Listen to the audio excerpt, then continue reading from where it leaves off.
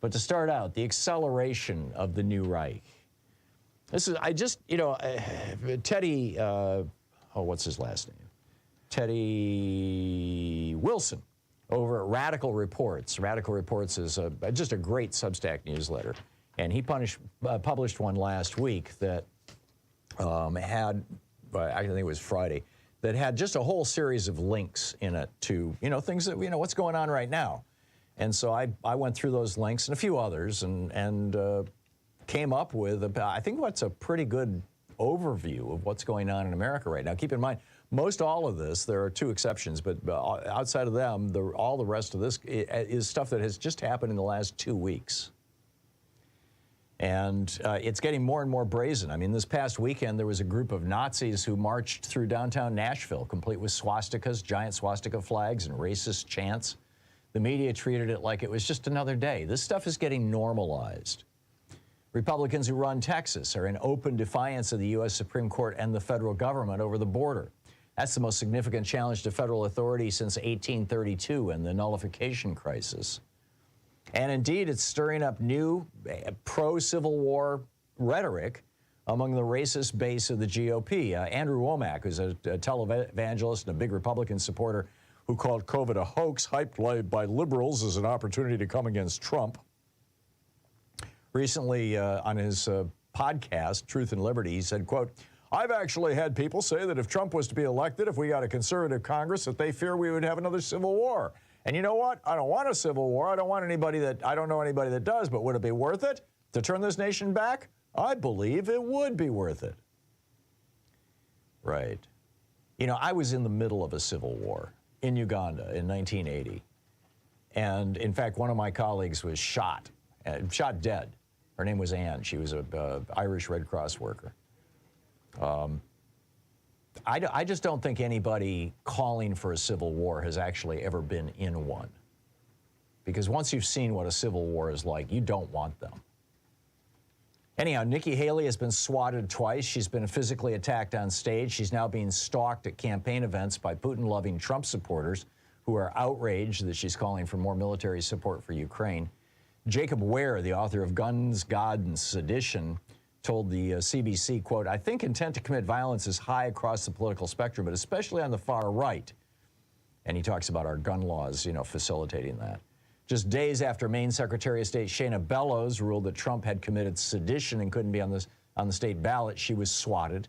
Judges Tanya Chutkan and Arthur Engoron have been targeted by fascist Trump followers. A Trump devotee armed with a hand at Pelosi's home and tried to beat her husband Paul to death.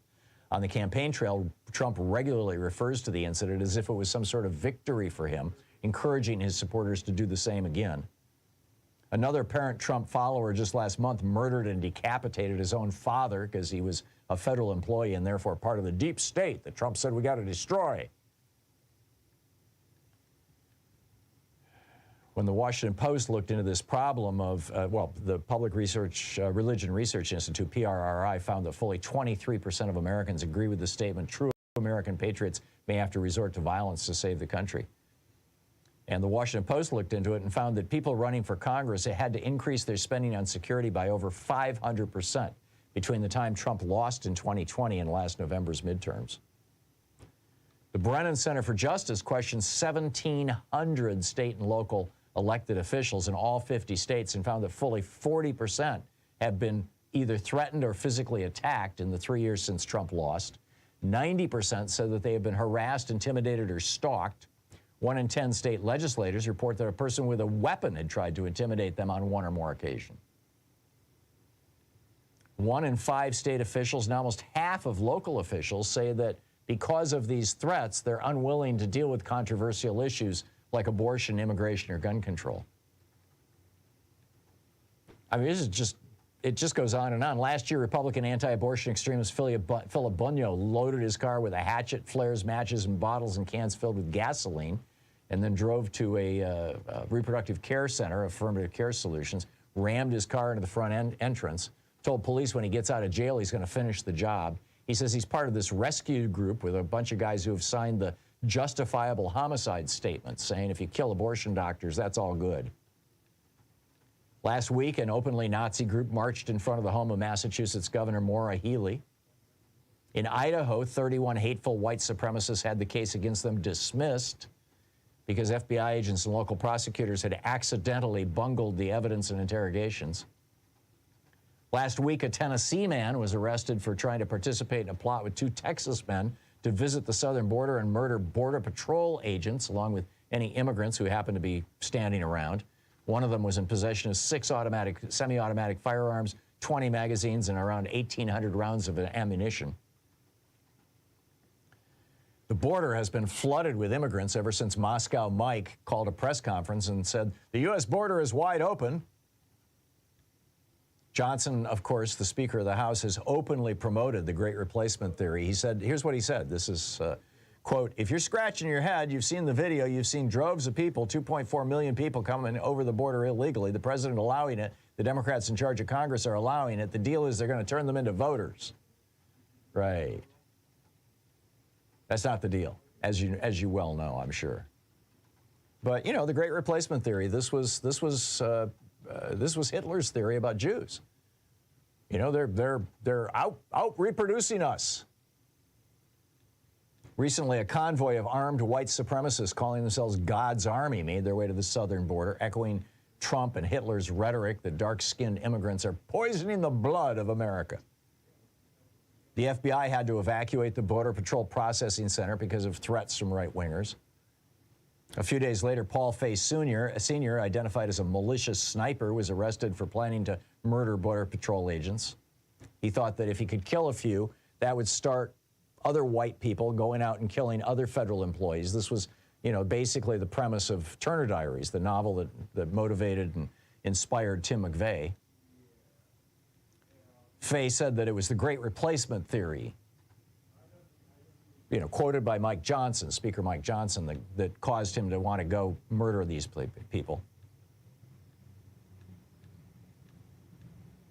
I mean, America's Voice is a news, you know, agency, and they said America's Voice has identified 120 members of Congress who amplified the replacement and invasion conspiracy in their official capacity just this last year. We've identified over 1,040 times top Republican candidates, officials, or outfits pushed the bigoted fiction in just the last year. We also identified this disturbing practice more than 700 times in 2022.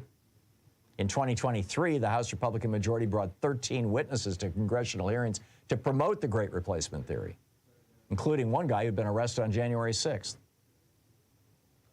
I mean, it just goes on and on and on. I'm not even halfway through the article of all this lengthy list of everything that has happened literally just in the last couple of weeks. This is called acceleration. These people are quite excited. They're quite giddy about the possibility that they could bring down the American government, they could end our pluralistic society, and they could replace our leadership with a fascist, with a strongman. Because these are frightened little people. These are people who, they're afraid of gay people, they're afraid of trans people, they're afraid of black people, they're afraid of Hispanic people, they're afraid of Asian people, they're afraid of Jews, they're afraid of Muslims. They're living in terror. And as we pointed out yesterday, I mean, Sinclair Broadcasting does surveys to find out what people are afraid of so they can feed them more of it. Because fear drives people to the right. Cowards.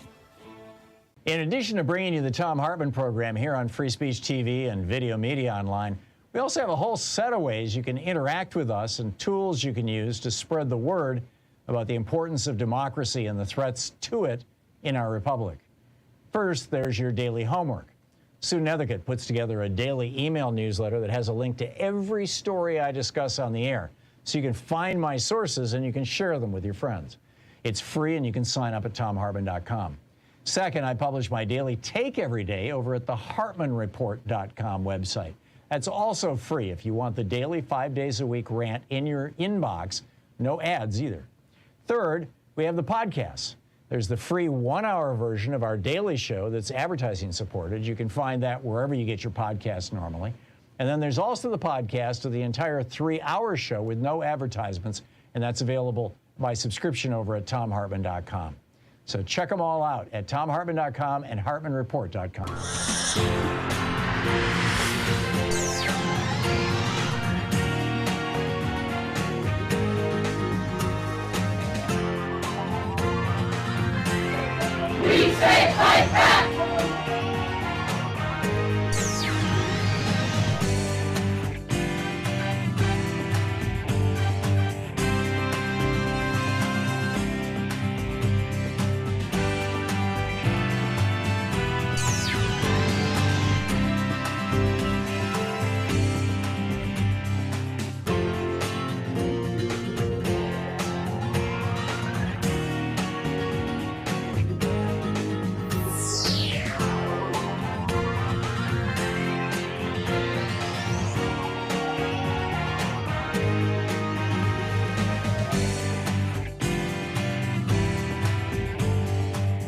Our book today in the Thom Hartmann Book Club is by P.E. Moskowitz. It's The Case Against Free Speech, the First Amendment, Fascism, and the Future of Dissent. This is from the introduction.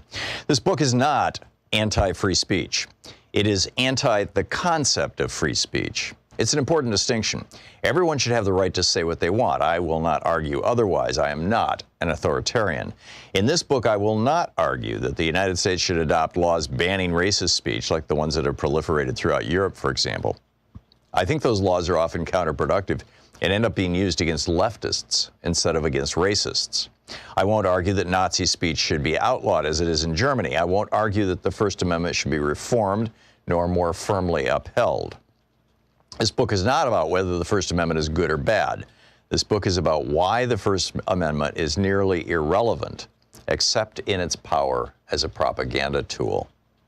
In the following chapters, I will argue that free speech as a concept is meaningless, that it is a dialectical smokescreen more than an ideal to be upheld, that in a grossly unequal society, in which a few corporations control the means of media dissemination and a small group of the ultra-wealthy bankroll entire political movements, there can be no meaningful definition of free speech. On paper, I'm free to speak as a billionaire. I am as free to speak as a billionaire. Yet I do not have the power to change laws through political donations, to influence college curricula, or to quash entire movements for economic liberation. And still, I hold more speech power than most. I am a published author, and my speech is sanctified by the gatekeepers of my publishing house. Therefore, the path to free speech, I will argue, has less to do with a law about speech, or many laws, than with ending racism and inequality. Throughout U.S. history, disparate groups have claimed to cherish free speech more than their enemies. Unionists in the 1920s saw free speech as synonymous with striking and ultimately class revolution. Today, conservatives are the group to most often shroud their politics in free speech, arguing that any silencing or protesting of their speech runs counter to U.S. values of freedom and liberty for all. But as I hope to prove in this book, free speech has never really existed, because freedom and liberty have never really existed for the vast majority of Americans. Instead, the U.S. has systematically acted against those values, suppressing the opportunities, speech, movements, and actions of the masses, especially people of color and anti-capitalists, in order to favor the free flow of capital to the owning class. This oppression and suppression have been constant since the founding of this country, and therefore free speech is a hollow signifier, pointing to a past that never existed. The funny thing about free speech is that it's been used to fight for and against these liberties, both as a guise for the wealthy and powerful to oppress the poor, like the Koch brothers and their supporters using free speech to push through anti-democratic legislation and rip apart campaign finance laws, and as a rhetorical tool for the working class to further their cause, as happened in the early 1900s when leftists argued that free speech includes the freedom to riot, and the ACLU argued it was the only way to prevent a violent revolution. I don't argue that one definition of free speech is more legitimate than the other, but that they are all relatively empty signifiers, hiding more tangible structures of power and ideas underneath them. So why write a book on free speech if I think the term is essentially meaningless? Because the concept holds so much weight in our country. We argue endlessly about whether it's being trampled on, whether college students hate it, whether the government is adequately upholding it, but we rarely ask what free speech is, or how we got to the free speech crisis we supposedly face today.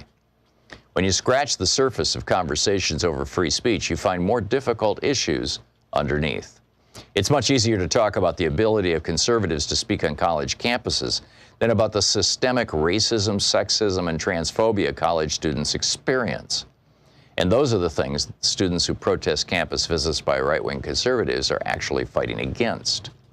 It's easier to fantasize about a country that values free speech than to grapple with the fact that we place so much emphasis on free speech while jailing dissidents and allowing tens of millions to live in poverty. What is free speech to someone who works 60 hours a week and has no time nor any platform to use their supposed right? There is relatively little literature and philosophy on free speech, despite the fact that it has been in constant contention since the founding of this country. Even the legal history of the First Amendment is sparse for something so foundational to the values of our country. A few have seriously grappled with ideas of what free speech does and does not mean, most notably literary theorist Stanley Fish, who has argued that the term does not mean much at all. Leftists like Noam Chomsky have written about free speech tangentially in their explorations of media as a propaganda tool. Most history books on speech are written as hagiographies, unquestioning the intent of the Founding Fathers and their morals, with a few notable exceptions, such as Laura Weintraub's The Taming of Free Speech. I don't intend to fill the yawning gap of research history and philosophy. This is not a definitive account of free speech, but a necessary intervention, prodding us to be more critical of the term, and maybe along with it, of the other lofty concepts we must hold near and dear. The case against free speech.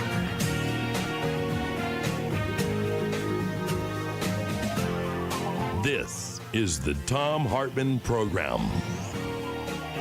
Hey, what day is today? Wednesday, yeah, wow, it's midweek. Holy cow, I just don't do time well, I gotta tell you.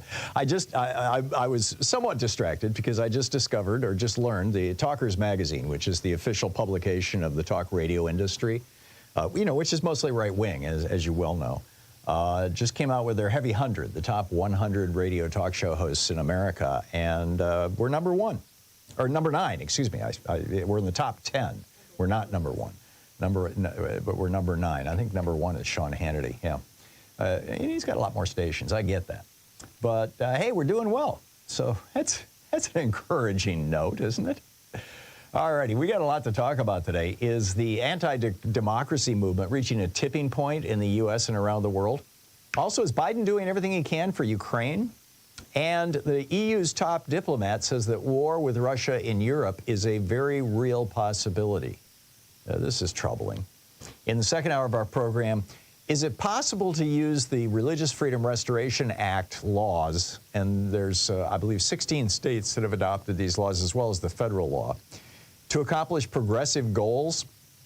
I want to brainstorm this, particularly with the lawyers who are listening today. So, if you're an attorney, listen carefully at the beginning of the next hour here, because I have a question for you, and a theory and an idea. Also in the second hour, the U.S. imposes the first ever limits on the toxic forever chemicals, the PFAS chemicals in drinking water. This is good news. And Geeky Science, guess what? Swapping red meat, or swapping out red meat in exchange for herrings, sardines, and anchovies could save 750,000 lives. Whoa, I'll tell you about that. In the third hour, the right won't admit the Comstock Act would mean arrests for abortion. And weirdness in Arizona. We'll talk about that in some depth in the third hour. Also, how authoritarianism, leadership, and economic chaos affect ADHDers, hunters. And a pigeon alert. An idiot MAGA influencer once pushed the plan for mass slaughter of pigeons. Don't you know you can't slaughter pigeons? They're robots. Okay, we'll get to that in the third hour. So, a lot to talk about. It's also just a couple of quick news stories here. The Consumer Price Index came out this morning. It went up 0.4% for the month, which annualized is 3.8%, which is causing everybody on Wall Street to go, okay, I guess we're not going to get any rate cuts any day soon, and that's softening the market. I get that. In fact, I've been Larry from Los Angeles called once and said that there has never been a rate increase for a Republican president as they head into an election, and there is almost always a rate increase for Democratic presidents as they head into the election. And, Larry, if you're listening, I would love to have a link or a reference to that information. I'd love to write a piece about that. Also, Donald Trump, this is interesting. His $175 million bond, Letitia James is not having it. The court is evaluating this, but if she wins, because she's saying the company in California isn't licensed in New York, and they're not actually offering to back the bond, and, quack. We talked about this, earlier in the week, that starting Monday, or maybe Tuesday of next week, which, by the way, is when Donald Trump's criminal trial begins, she could start seizing his buildings. So, interesting times, right? Is the anti-democracy movement here in the United States and frankly around the world, reaching a tipping point. Yesterday, Politico published an interview with Ukrainian President Zelensky titled "Zelensky Warns Russia Has Penetrated U.S. Politics." It's a chilling read. And to compound the concern, the EU's top diplomat, Joseph Borrell, said this week, and I quote, "Russia threatens Europe. A high-intensity conventional war in Europe is no longer a fantasy." So, you know, what's going on here? Well, democracy is in trouble. It's in trouble here in the United States, where you have Republicans in the House and the Senate openly taking the side of Vladimir Putin over democratic Ukraine. It's in trouble, basically all over the world. And in fact, Freedom House in 2021 reported, and I quote, "The share of countries designated not free has reached its highest level since the deterioration of democracy began in 2006. The countries with declines in political rights and civil liberties outnumbered those with gains by the largest margin recorded during the 15-year period. The report downgraded the freedom scores of 73 countries, representing 75% of the global population." One of those countries that they identified as slipping in terms of democracy, the United States. The real issue here, I think, is pretty straightforward. What's the best way for humans to govern themselves? I mean, you've got 7,000 years of modern history, you know, post-agricultural revolution history, that suggests that, well, for most all of that time, humans have been governed by top-down hierarchies, by kings, by popes, by mullahs, by all different cultures have different words for these. And there have also been, you know, throughout history, a number of very egalitarian societies. Peter Farr, back in 1968, wrote a book called Man's Rise to Civilization and the Native American. He was one of the first anthropologists to go back and find first contact with Native Americans, these largely from the 1600s, some from the 1700s, first contact with Native American tribes, and to write essentially an ethnography of them. He documents, as I recall, 34 of them. I could be wrong, but it's an amazing book. And in fact, it became the foundation for Daniel Quinn's book, Ishmael. And what he found was that most of the Native American communities in the United States at first contact were egalitarian. They were democratic, small d democratic. There were exceptions, though. There were sun gods, there was human sacrifice. Here in the Pacific Northwest, several of the tribes held slaves. But, you know, democracy existed here long before it existed anywhere in Europe, even before it existed in, you know, ancient Greece and sort of in ancient Rome.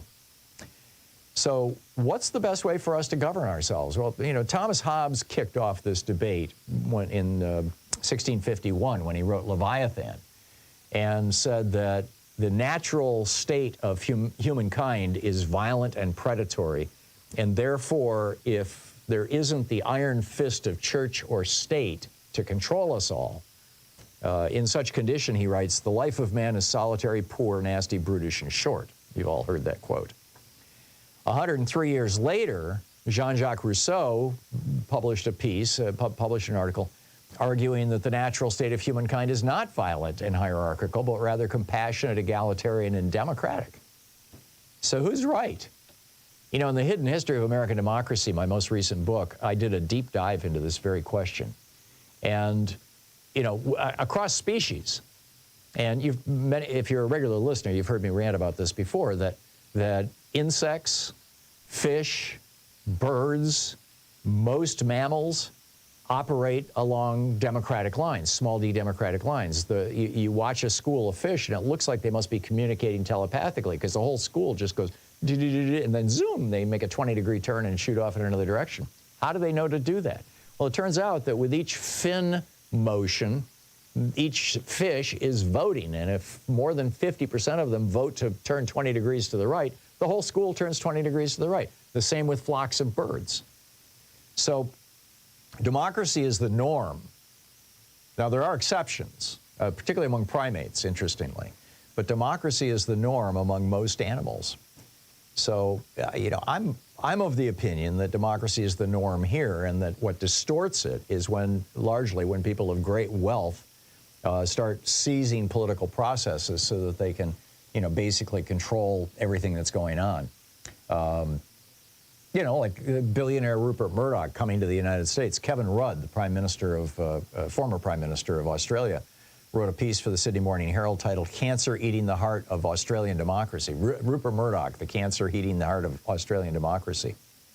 Virtually the entire Republican Party is now committed to authoritarianism. They're supporting Donald Trump, who is an open authoritarian.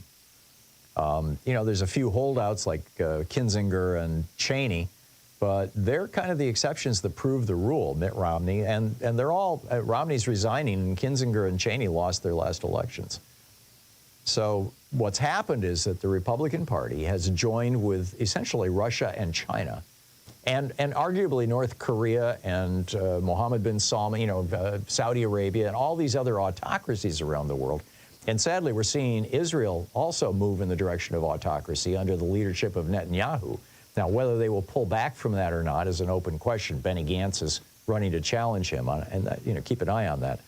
But what we're seeing all around the world is democracies under attack. In the case of Ukraine, under physical attack, and in the case of the United States, under social media and intellectual attack, for lack of a better way to say it. So what do we do about this? I think we need to fight for democracy, bottom line. And we need to call out those people who don't believe in democracy. I think most Americans still have a belief in democracy. We'll be right back. This is the Thom Hartmann Program. What is Joe Biden doing for Ukraine? I got some stories here that will surprise you. Stay tuned.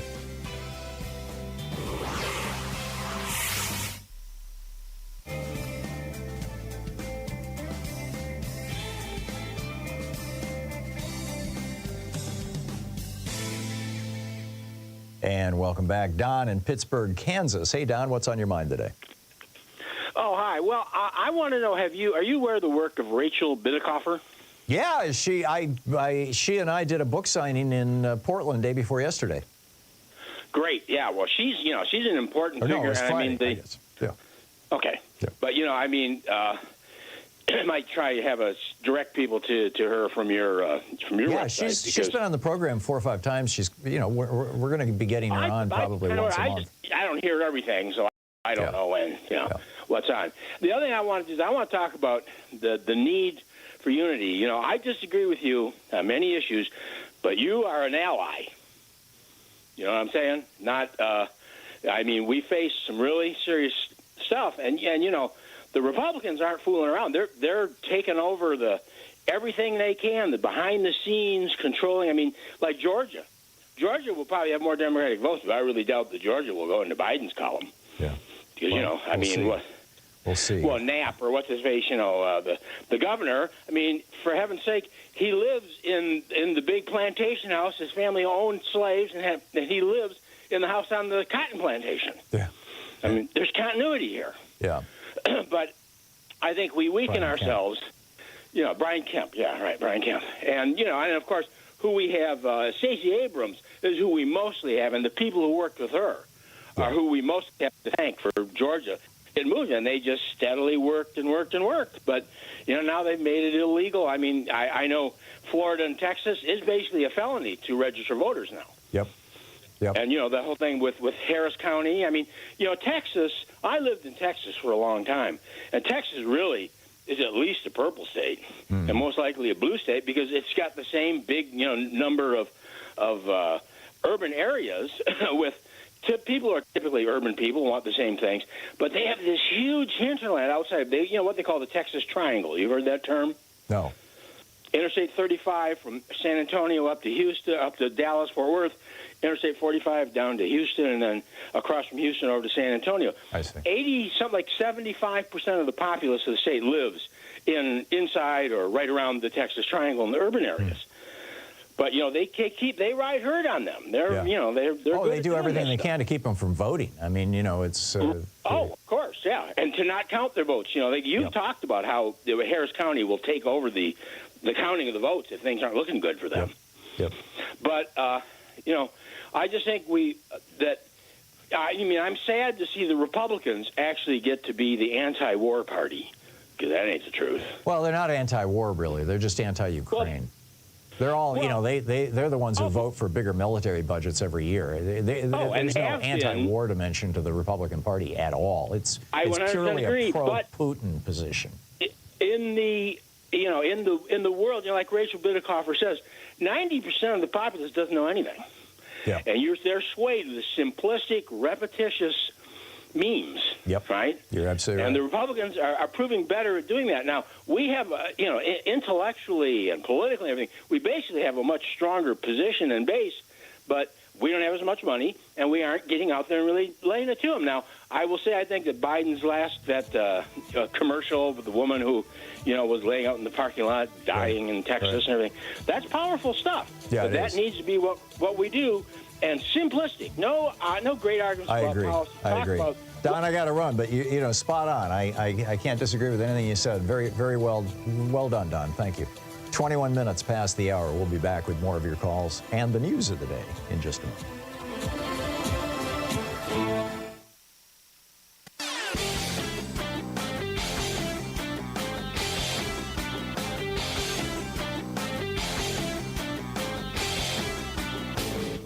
Missed my opening rant today? It's usually published over at HartmannReport.com, where you can read it and share it with your friends for free. Check it out, HartmannReport.com. Are you feeling exhausted by Donald Trump? So many Americans are. And not Donald Trump, not just Donald Trump.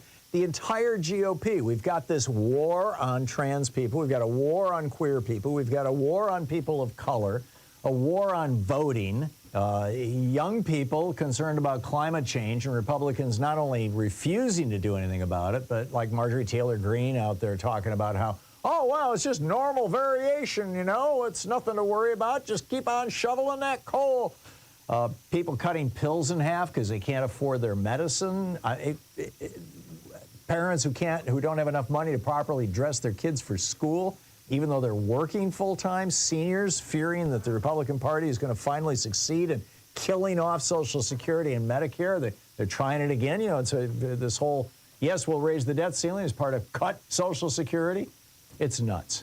I got a whole op-ed about it over at HartmannReport.com. Check it out.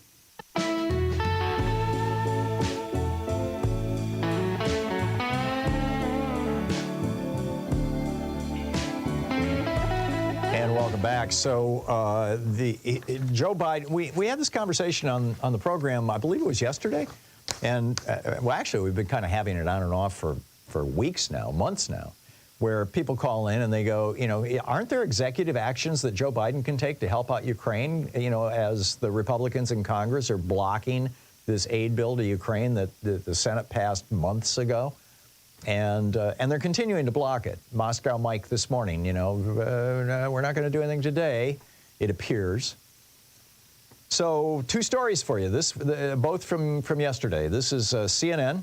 The U.S. transferred thousands of machine guns, sniper rifles, rocket launchers, and hundreds of thousands of rounds of ammunition seized from Iran to Ukraine last week, U.S. Central Command announced on Tuesday. CENTCOM said the material transferred to Ukraine is enough to equip 1 Ukrainian brigade, around 4,000 people, with small arms rifles. These weapons will help Ukraine defend against Russia's invasion, CENTCOM said in a statement. This is not the first time the U.S. has transferred seized Iranian military equipment to the Ukrainians. The U.S. transferred over 1 million rounds of seized Iranian ammunition to the Ukrainian armed forces in October. So, number one. And then number two, this Decimus writing over at Daily Kos, more of this for Ukraine, please. Ukraine, Europe, the European Union just gave Ukraine $5 billion and said you can use this money to buy weapons wherever you can find them. Well, the best place to find weapons for sale is in the United States. And so Ukraine has this $5 billion, and they're going to go shopping here in the United States. And President Biden is encouraging that. So, you know, they could just come here and buy whatever they need, up to $5 billion. And if you think that Congress can stop this deal, the answer is probably not. In general, The executive branch is free to proceed, I'm quoting, is free to proceed with an arms sale proposal unless Congress passes legislation prohibiting that sale. So Congress has never successfully blocked a proposed arms sale by using a joint resolution of disapproval. So this is good news. Meanwhile, the top diplomat in the European Union, his name is Joseph Borrell. This is from the Financial Times today, or actually yesterday. He says, Russia is threatening Europe. War is certainly looming around us. A high-intensity conventional war in Europe is no longer a fantasy. This guy is the former Spanish foreign minister. The Danish defense minister in February essentially agreed with him, said that Russia, quote, could test NATO's solidarity within 3 to 5 years. He said the Berlin Wall has been replaced by a ring of fire around us, referring to everything from instability in North Africa, Israel, and Hamas, up to the Ukraine. Russia's armed forces in Ukraine are deploying vastly more weaponry and manpower than Kyiv is able to do, notes the Financial Times, sparking concerns in Western capitals that Moscow could make significant territorial gains this year. This is not a good thing. I'm telling you, if Russia is successful in taking Ukraine, and without aid from the United States, that's a very real possibility. If Russia is successful in taking Ukraine, the next thing Putin is going to do, he has said, and his advisors have said, his generals have said, Dmitry Medvedev, his number 2, have said, up next is Moldova in order to protect Transnistria, right? And then after that, they're going after Poland, Lithuania, Latvia, and Estonia. And these countries know it. They are seriously worried. And maybe even Finland. I mean, the Finnish prime minister is like, we give it 3 to 5 years, but he's coming after us. Well, 3 to 5 years from now, Putin may not be the president of Russia any longer, and it could be a new day. But for the moment, this is a very, very real threat to world peace. So what say you? I'll pick up your calls right after You're this. listening to the Thom Hartmann Program. Call 202-808-9925. It's the place where despair is not an option. Picking up your calls on the other side of this break. Stay with us.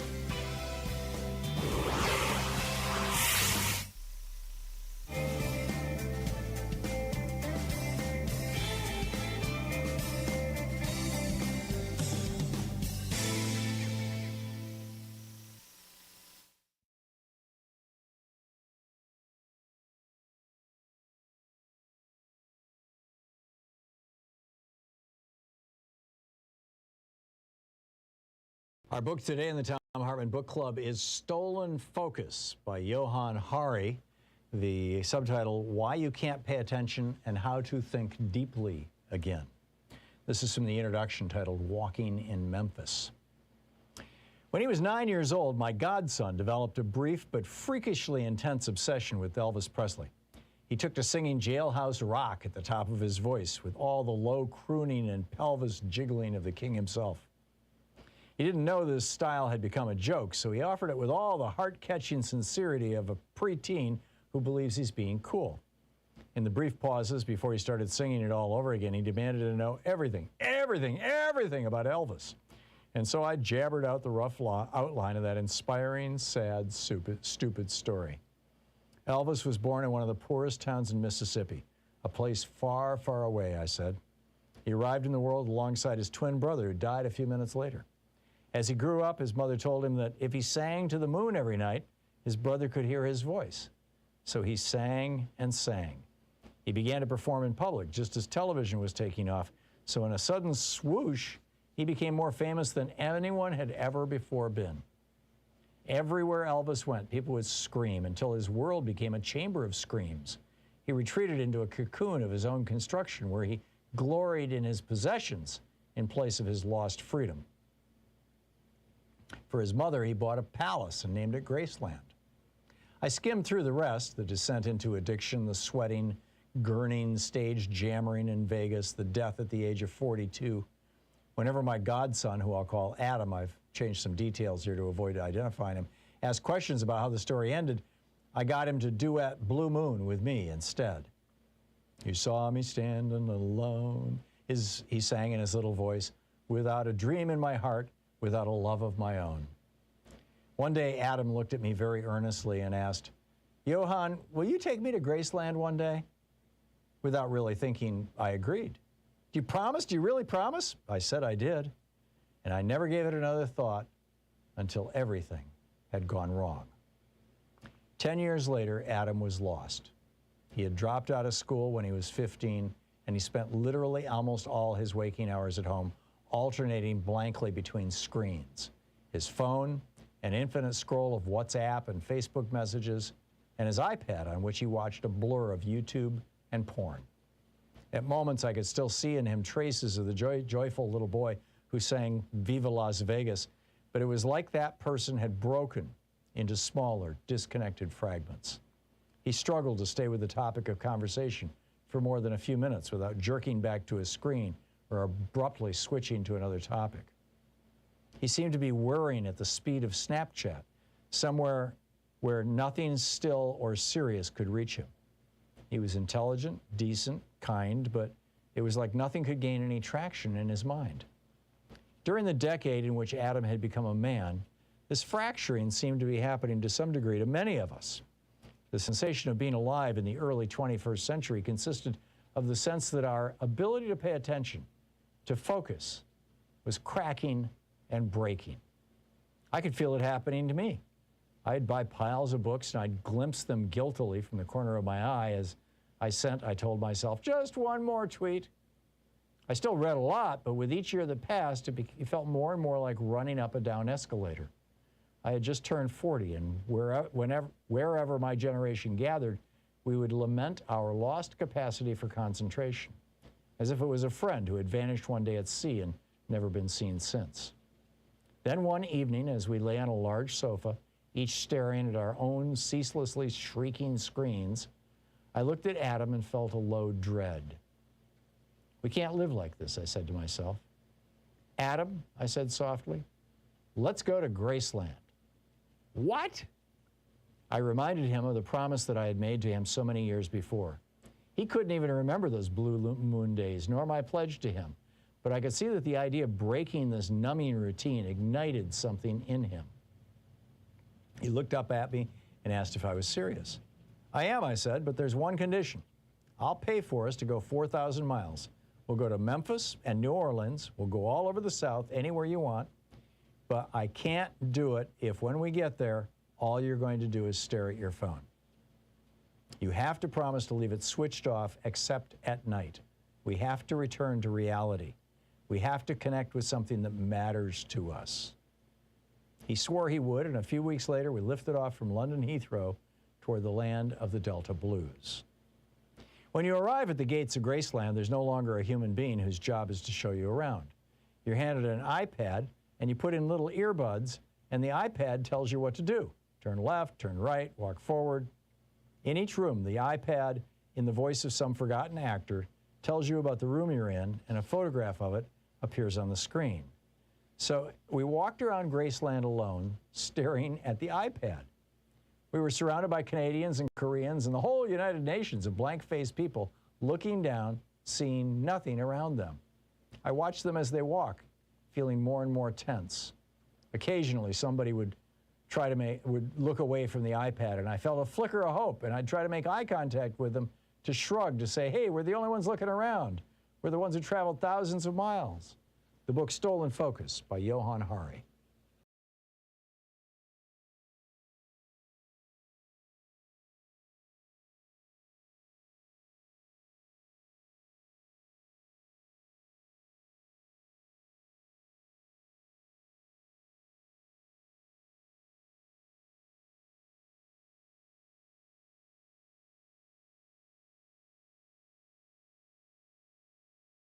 Quick data points for you.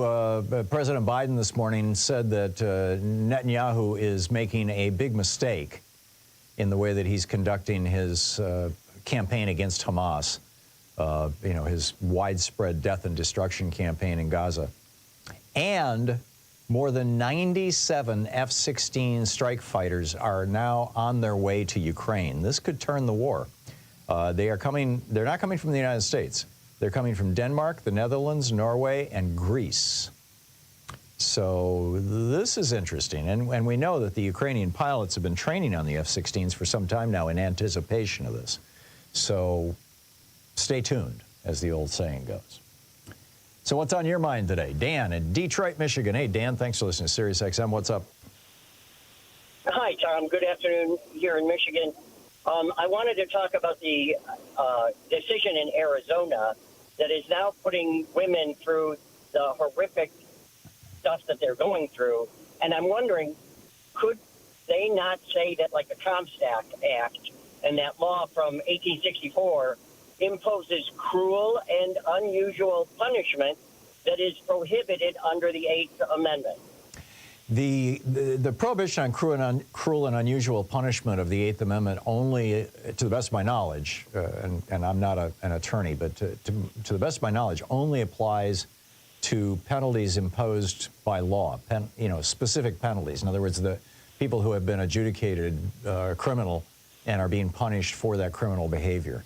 So I don't think so. I would be surprised. Can you think of any example when the Eighth Amendment has been used to block, some random legislation that doesn't have that? I do know that Michigan changed its rules about sentencing juveniles to life without parole, and that was a consequence of a particular law, even though it was attached to a particular court decision. Yeah, was that the case of a particular juvenile, though, who appealed that up to the point where it could be knocked down?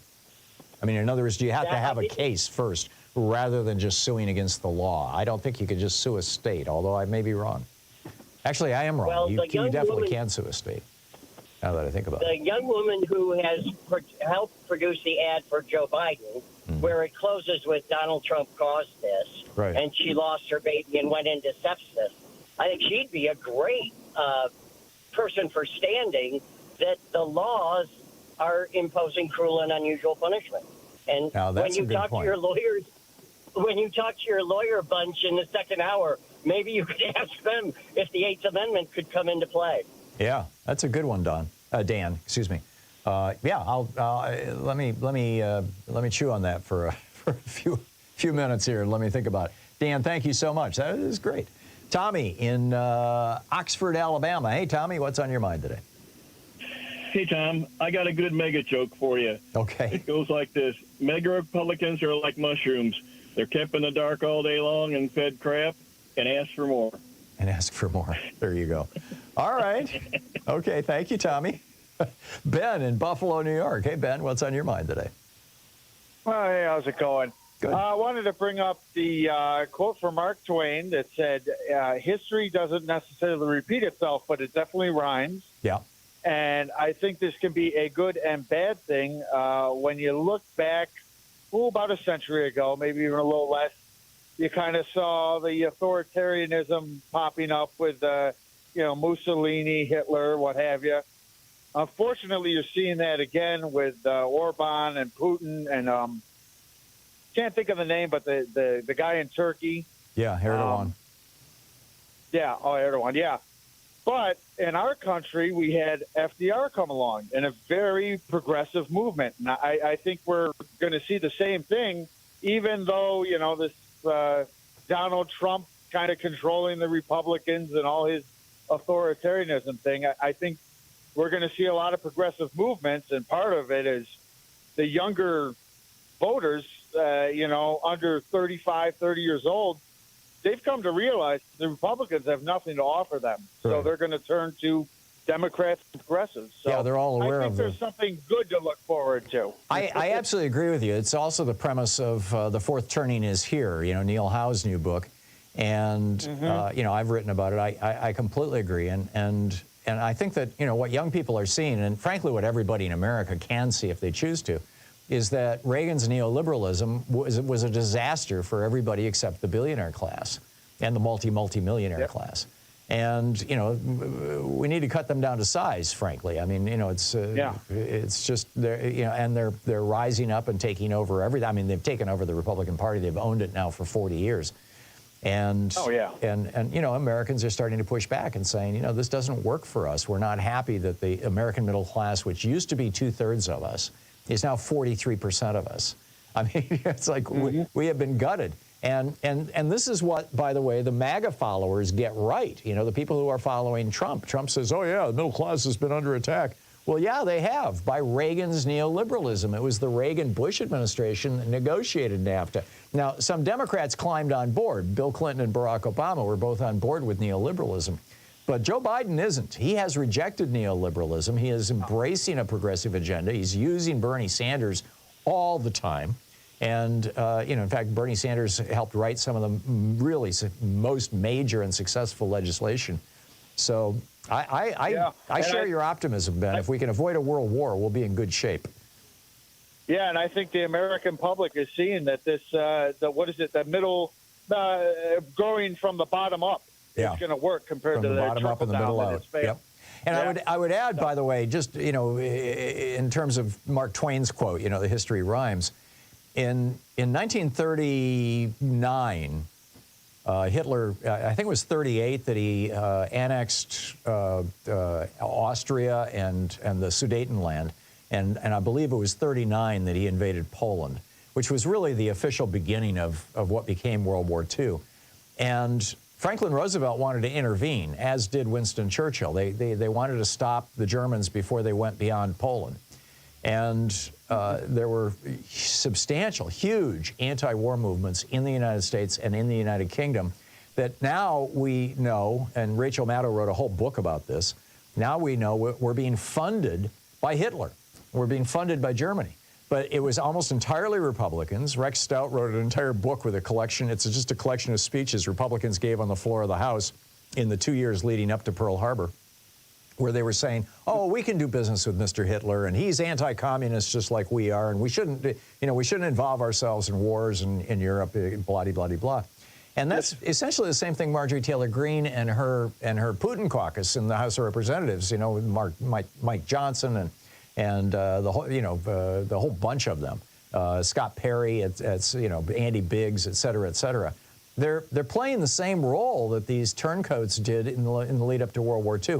And because those Republicans in Congress prevented the United States from entering World War II until Pearl Harbor, until 1941, Hitler had a 2-year head start on us, and that dramatically increased the cost, both in terms of dollars and lives, of our participation in World War II. And I fear that these idiots are going to do the same thing now. I hope not, but keep up the good work, Tom. Will do, Ben. Thanks a lot for the call. Tom in Denver. Hey, Tom, what's up?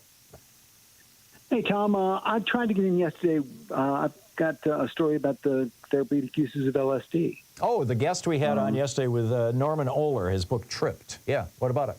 Right. Well, I mean, my family, I'm a Sandoz, so my family actually invented the LSD quite by accident back in the 1800s. But right. My great-great-grandfather left the Swiss family and came to the New America to make his own fortune in tobacco. Very cool. Unfortunately, he didn't do that well. But we're all related by that same common great-great Elvis Sandozes in this country. But my story is I was a talent agent in L.A. back in the early 80s, 81. Mm-hmm. And every Friday night we'd have a party up in the Hollywood Hills for industry people. One Friday night I was coming home from one of those parties in my roommate's Jeep, and I made a right turn onto Mulholland Drive, and the Jeep flipped over and rolled up on a 40-foot cliff. Ouch. And on the way down, I smashed my head against a rock. It put me in the hospital for 2 years, Tom. Wow. I was 21 years old, having to be spoon-fed and diapered. Wow. But I was paralyzed for about 6 months. And the last year, though, they let me go home on weekends. I mean, it was a long, arduous battle to get back to health. Sure. Now, to look at me, you wouldn't even think I'd ever skin my knee as a kid. Yeah. I'm in great health now. But I'd go home on the weekend and I'd take LSD and smoke pot and take mushrooms. And I started breaking all these records at the hospital. I mean, I was doing incredibly well. I'm the first person, at that time, I'm the first patient in the hospital's history to be taken off the anti-seizure medication in less than 2 years. Wow. Most people have to stay on it for a lifetime because anytime you have scar tissue in your brain, you have a threat of seizures. Right. And so you attribute this not to being young and healthy, but to taking LSD on the weekends for psychedelics. I said to the doctor, I said, doctor, I'm doing pretty well. And he said, you're doing amazingly well. I said, could any of that have to do with the fact that, I'm taking hallucinogenic drugs on the weekends? And he said, I can't tell you to do, that they're a good thing, but I can't tell you that that's not the reason why you're doing so well. Well, we know that they have, or can have, when properly used, can have a massive impact on things like depression. Whether they have a physical effect or not is, subject to question, but our brain really controls our body, so, could be. And so it's all tied in. I mean, this psychological effects have to do with your physical ability. Sure. Thank you, Tom. I love what you do. Thanks, Tom. That's a fascinating story. I appreciate your calling and sharing it with us. Yeah. We'll be right back, 45 minutes past the hour. You're listening to Thom Hartmann. Visit thomhartmann.com for audio and video archives. Speaking the truth, the multinational corporations would really rather you didn't know. I'll be right back.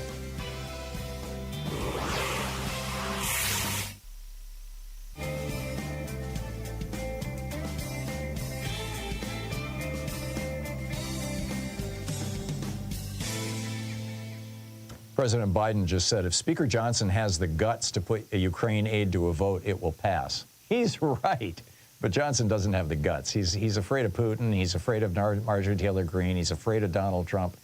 This wimpy little guy just trembles in terror. It's really pathetic. Dave in Valley Ford, California. Hey, Dave, what's on your mind today? Thanks for watching Free Speech TV. Hi, Tom. Yeah, I wanted to talk about when the Soviet Union broke up and what happened to the nuclear weapons. So when the Soviet Union broke up, we went from having one nuclear state to having 4 nuclear states.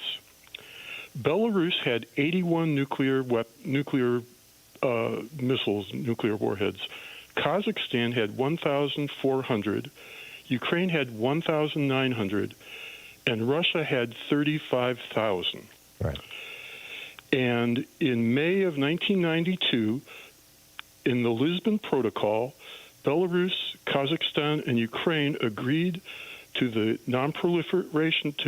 Non-Proliferation Treaty as non-nuclear weapons states and agreed to destroy or transfer their nuclear weapons to Russia and ratify START 1. Russia and the United States also agreed to sign. So, and then that got double verified in 1994. I think it was June of 1994 with the Budapest Memorandum that was signed by Russia, the UK, and the United States. Right, but Ukraine was at the most the third nuclear state because Russia and the United States always had more nuclear weapons. Okay, so my article said it was the second. I should have said third. Thank you for that. Right. Yeah. Somehow I had it in my head that the majority of the Soviet weapons were in Ukraine, but there's 33,000 in Russia. That certainly outnumbers the 1,900 in Ukraine. I'll have to fix my article. Okay, and just one other little thing. Yeah. The GOP used to stand for the Grand Old Party, now stands for the government of Putin. Yeah, really. Sadly, I think you're absolutely right. Yeah. Thank you, Dave. Good one. Sure. I appreciate it. Bye. Brandon in San Jose, California. Hey, Brandon, what's on your mind today? Hey, Tom, how you doing? Good. Can you hear me just fine? Do people say "let's go" to you? Let's go. I'm sorry. Oh, God, no, I hope not. Okay. So what's on your mind today? No. Okay, so this whole on this whole subject of Trump and his xenophobic tirades against immigrants. Well, he's not against all immigrants. Last week he came out and said we need more immigrants from Norway and Denmark. Oh, right. He literally said that. Exactly. So, it's not about immigrants, it's about race. But continue. Mm-hmm. Yeah, well, that's exactly my concern. Often the political is personal. And, my family is from Fresno, California. I was born there. And I don't know if you know this, but that whole metropolitan area is very heavily Latin American. Mm-hmm. And I don't know, frankly, I don't know how far my family goes back in terms of when they came to America. Mm-hmm. I don't speak Spanish, and my father doesn't, and neither does my grandfather, frankly. I don't know if my great-grandfather does. You've been here for a long time, yeah. A long time, and I don't know. I'm concerned that this guy is not going to stop with anchor babies, frankly. Oh, no, I don't think he will either. I think you will see racially based roundups. I mean, this was the big nightmare when Arizona passed the Your Papers, Please law, was that anybody who looked Hispanic was, in the bullseye. If Trump becomes president, it's going to be worse. Yeah, Brandon, thank you for the call. Spot on. Yep. We'll be right back.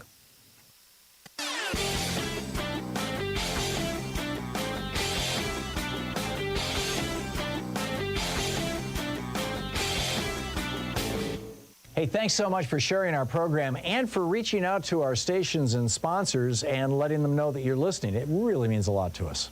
When I was a little kid, my grandmother had a piano, and I loved to play it. I was incompetent, but I was figuring out all kinds of stuff.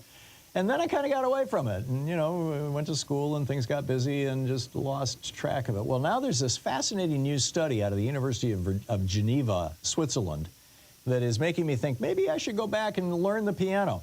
What they found was that they took a group of 132 healthy older adults, retired, 62 to 78 years old. Half of them learned the piano, half of them took music classes without learning the piano. And what they found was that those who learned the piano actually had the strongest increase in their memory, in their mental competence, their mental faculties. Those who took the music classes also did well, but learning the piano was a huge step. So check it out. There's a whole long rant about this over at hartmanreport.com. Check it out.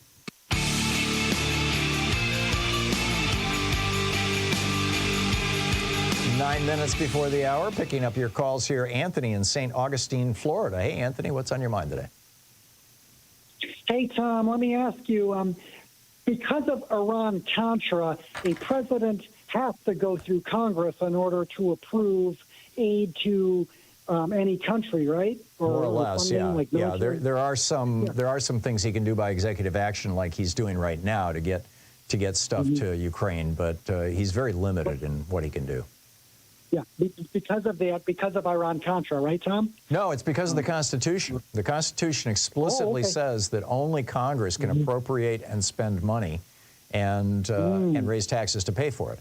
The president can't do that. So basically, I mean, because back in the 80s when Reagan was funding the Contras, it was illegal. That's correct. It was a violation. It wasn't just illegal. It was unconstitutional. It was even worse than that, because Congress had actually passed an explicit law that said Ronald Reagan may not send any money to Central America. I mean, literally, the law. Well, not literally. The language was a lot more flowery than that. But you get my point. That was what the law said, and Reagan just ignored that law.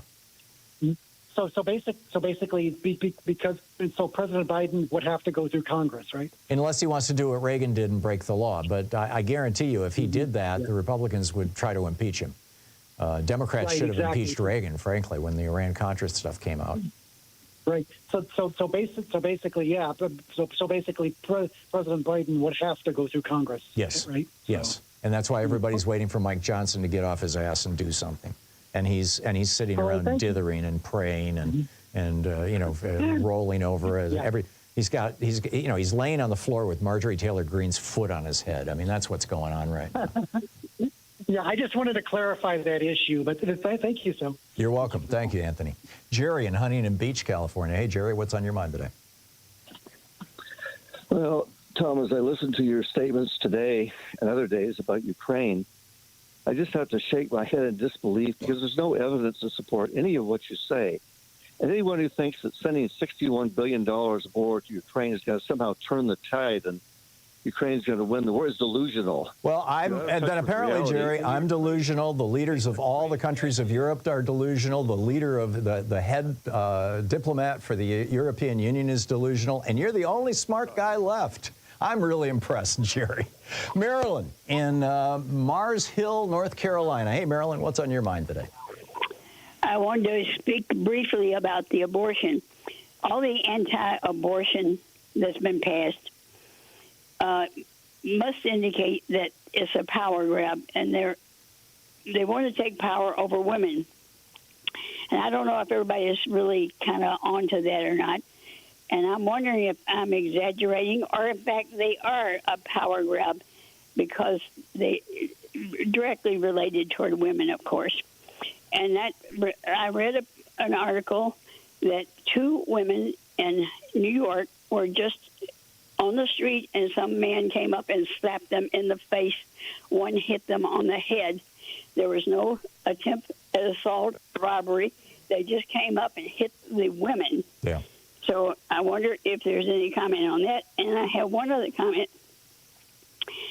When women are denied medical care and they come into a life-threatening situation and they're prohibited from receiving care because of the anti-abortion laws, I wonder if we can't find some tricky dick attorneys that Trump uses, and we can't sue these people for the Congress people for practicing law practicing medicine without a license. Yeah, I've heard that phrase many times. Marilyn, I think you're absolutely right. The anti-abortion message is being driven by people affiliated with largely with 2 religious groups, the Catholic Church and the evangelical Protestant movement in the United States. Both are heavily hierarchical. Both are male-dominated. Both believe that a woman is subservient to a man, in the biblical sense. Eve was created out of Adam so that she could serve him and be a helpmate. Quack, quack, quack, quack, quack. So of course the anti-abortion movement is going to reflect that worldview that women are second-class citizens, and I think that what they're trying to do is institutionalize this in law, that women are second-class citizens, that their decisions don't matter, that what matters are the decisions of the men in their lives or the men in these legislatures. And it's really bizarre to see, Republican women going along with this, but they're few and far between. I mean, it's so.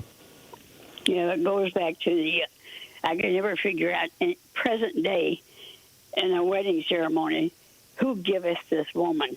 Right. In other words, exactly. Property. Yeah, exactly. Another anachronism. I mean, the whole thing is anachronistic, arguably, but that doesn't make it any less real or any less problematic. Marilyn, thank you for the call. Spot on. Your analysis, I think, is absolutely accurate. Coming up, is it possible to use the religious freedom laws, and I want to hear from the lawyers out there, to accomplish progressive goals? I'll tell you about this on the other side of the break. Stay tuned.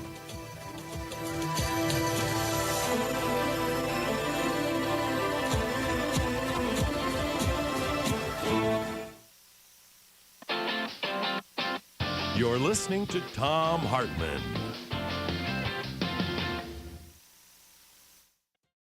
In addition to bringing you the Thom Hartmann program here on Free Speech TV and Video Media Online, we also have a whole set of ways you can interact with us and tools you can use to spread the word about the importance of democracy and the threats to it in our republic. First, there's your daily homework. Sue Nethercutt puts together a daily email newsletter that has a link to every story I discuss on the air, so you can find my sources and you can share them with your friends. It's free and you can sign up at thomhartmann.com. Second, I publish my daily take every day over at the hartmannreport.com website. That's also free if you want the daily 5 days a week rant in your inbox. No ads either. Third, we have the podcasts. There's the free 1-hour version of our daily show that's advertising supported. You can find that wherever you get your podcasts normally. And then there's also the podcast of the entire 3-hour show with no advertisements, and that's available by subscription over at thomhartmann.com. So check them all out at thomhartmann.com and hartmannreport.com.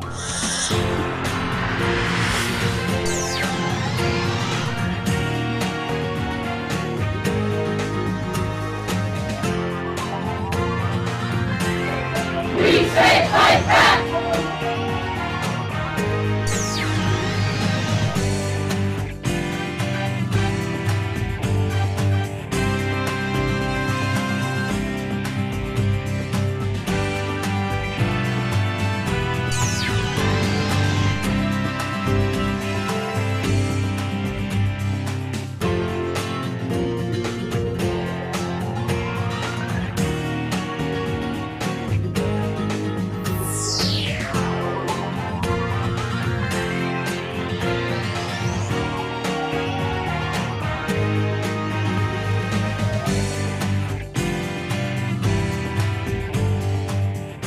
was first published in 1993. This is from Chapter 1, titled Detoxing.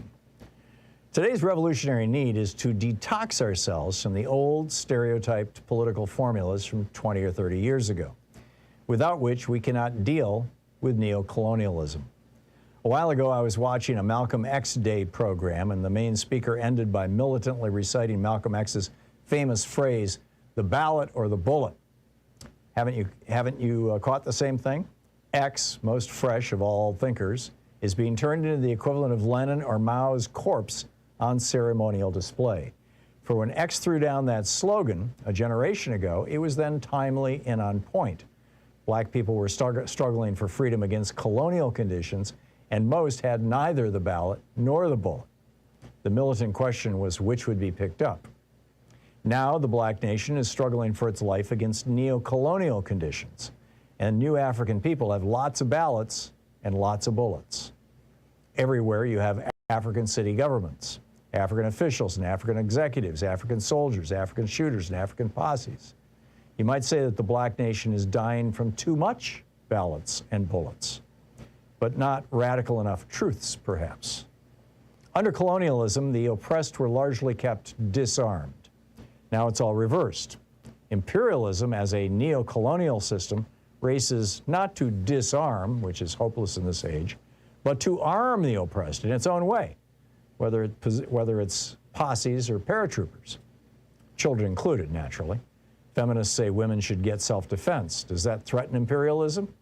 Then why is Smith & Wesson making the Ladysmith, the .38 subnose specially sized for women?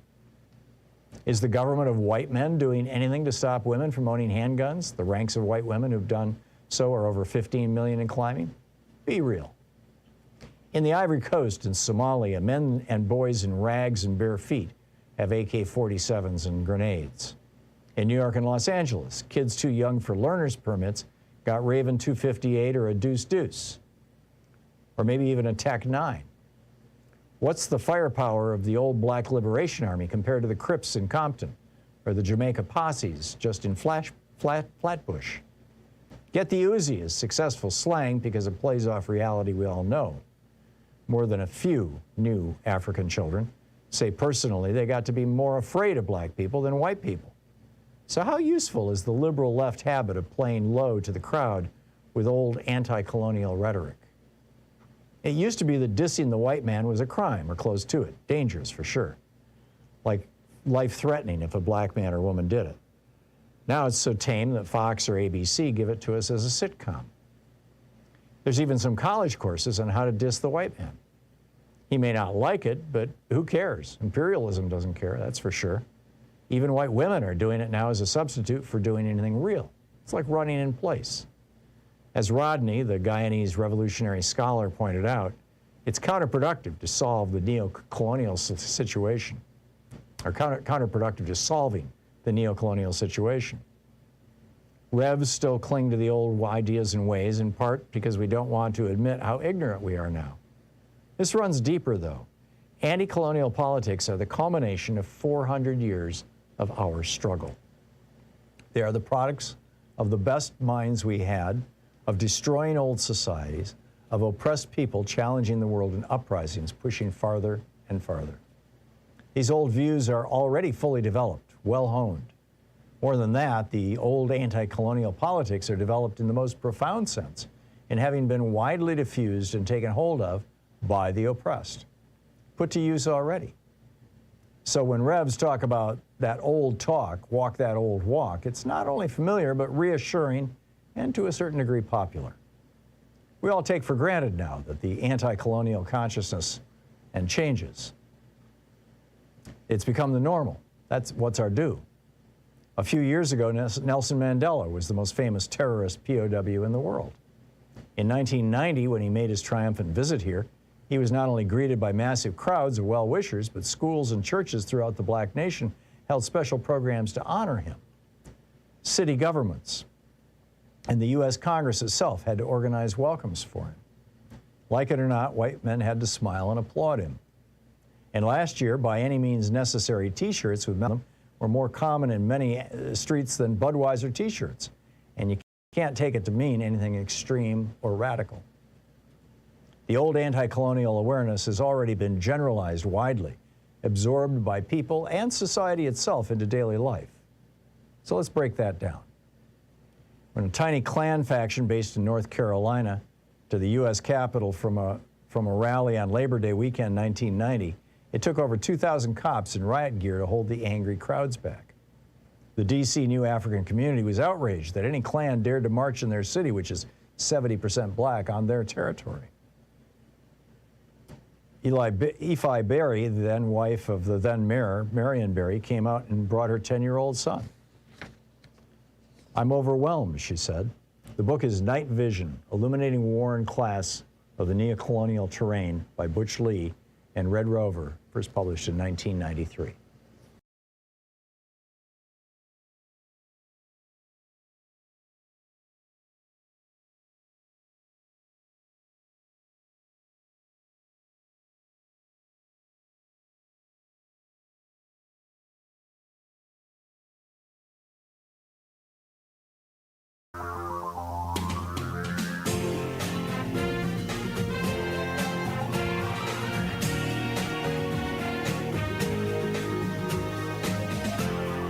This is the Thom Hartmann Program.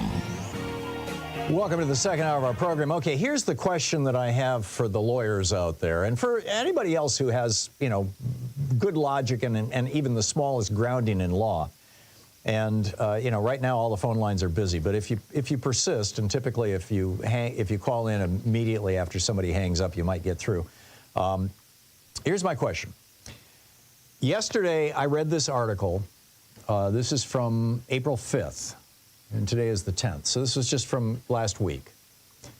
And it got no coverage in the mainstream media, none, which really surprised me, that the Indiana Court of Appeals, now keep in mind, let me back up a little bit. When the Dobbs decision came down, saying that, states can outlaw abortion if they want, the first state to take advantage of it was Indiana. And they passed basically a complete ban on abortion, a 6-week ban. And the ACLU of Indiana sued, and they sued on behalf of 5 anonymous Jewish, Muslim, and spiritual, they call them plaintiffs, and a group called Hoosier Jews for Choice. The spiritual group actually called themselves pagans. So no Christians, no self-professed Christians in this bunch, but Jews, Muslims, pagans, and this group, Jews for Choice. And their argument was that their religion not only allows for abortion, but in some cases mandates abortion. And they could demonstrate this, through sacred text and customs and practices and all kinds of things.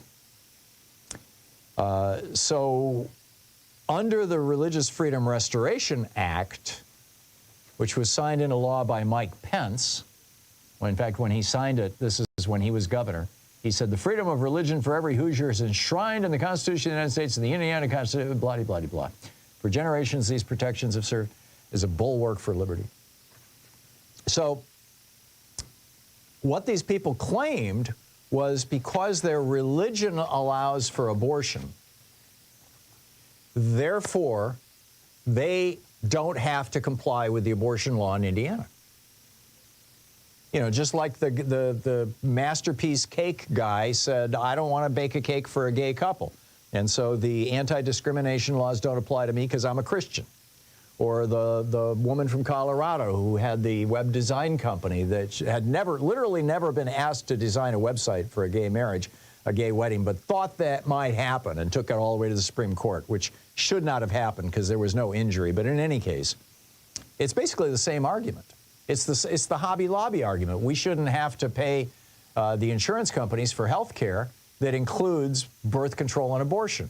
And the insurance companies won't provide us with a policy that excludes birth control and abortion because of federal law. And the Supreme Court said, well, that federal law is wrong. And now Hobby Lobby can buy health insurance for its people that doesn't provide them with abortion or contraception care. That one was particularly weird because it was a corporation suing, saying that its religious liberties were being violated. A corporation. So they quoted, in fact, they actually quoted the Burwell v. Hobby Lobby case. This is from one of the 3 justices on the Indiana Court of Appeals, saying, if a corporation can engage in a religious exercise by refusing to provide abortifacients, contraceptives that essentially abort a pregnancy after fertilization, it stands to reason that a pregnant person can engage in a religious exercise by pursuing an abortion. Now, here's more from the decision by the Indiana Appeals Court. The state does not explain why a victim of rape or incest is entitled to an abortion, but women whose sincere religious beliefs direct an abortion are not. Now, these were all Republicans, by the way. Three Republican appointees.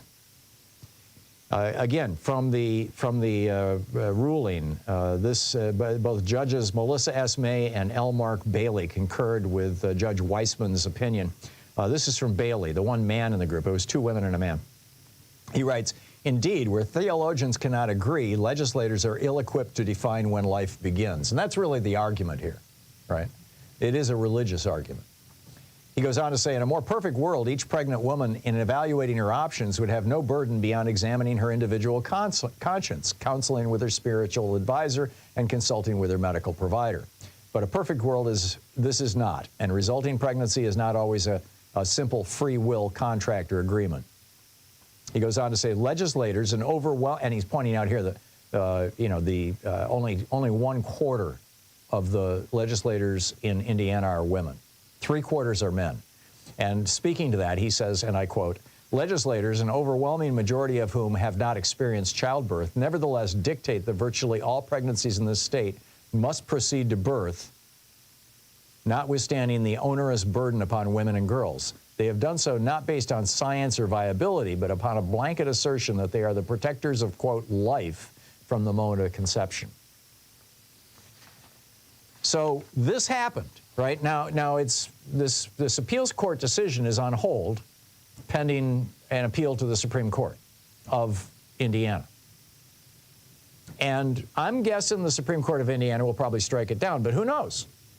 But it raises a question for me. Given that this decision has happened, that the Indiana Appeals Court has established at least a minor precedent, are there other things that people could use religion? There's either 16 or 21 states, I forget which, that have their own Religious Freedom Restoration Act, RFRAs, in law, and there's the federal RFRA law that was passed, I think, in 1994. I'd have to go back and look. But here's my question.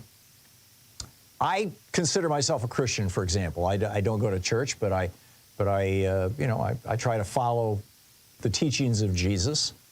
And, he was pretty explicit in Matthew 25. The only way to get into heaven, and in other words, the only way to really be a Christian is to feed the hungry, heal the sick, house the homeless, and have compassion for those in prison. I mean, you can read it right there in the Bible. And, and he's very clear. He says, in the final days, those who didn't do this, they're going to hell, the goats, and those who did, they're going with me, the sheep. So is there some way that I could, or any of us could, who believe religiously that the appropriate thing is to be providing food stamps to poor families, is to be feeding children in public schools, is to be providing housing to the homeless, is to be having a national health care system, Medicare for all, so that nobody is denied healing that Jesus mandated? Is there a way that we can use these things for a positive benefit, rather than just preventing a negative outcome? Now, so far, all of the RFRA rulings have been people getting exceptions to law, right? In Indiana, these women got an exception to the anti-abortion law. In the Masterpiece Cake piece, the guy got an exception to the anti-discrimination law. In the case of the web designer, got an exception to the anti-discrimination laws, and on and on and on. I mean, they're all, let me out of the law that I don't like, essentially, because of my religion. So my question, and what I'm really struggling with, I wrote a whole piece yesterday afternoon that was going to be my article for today, and then I hit this barrier, which is this question that I'm presenting to you. Is there a way to say my religion mandates this, therefore government must do it? As opposed to my religion mandates this, therefore government can't prevent me from doing it. Do you understand what I'm saying? This is, you know, up until now, all the RFRA things have been personal actions that people want to engage in that they're prohibited by law from doing. I'm trying to figure out how to use these same religious freedom acts to promote a positive good as opposed to avoiding a negative. And I haven't been able to come up with it. And I'm really struggling with this. And if you have, if any of you out there who are, you know, smart about the law, have any ideas or suggestions, we can brainstorm them together right here on this program. So, you know, I look forward to hearing from you. We will be back. It's 15 minutes. Shortly, it'll be 16 minutes past the hour here on the Thom Hartmann program, occupying the media 3 hours a day, 5 days a week, right here.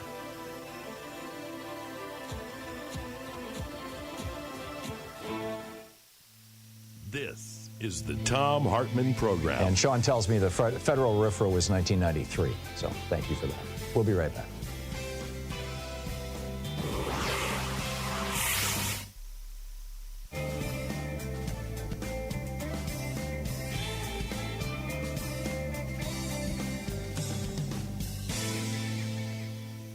And welcome back, Susha in Venice, California. Hey, Susha, what's on your mind today?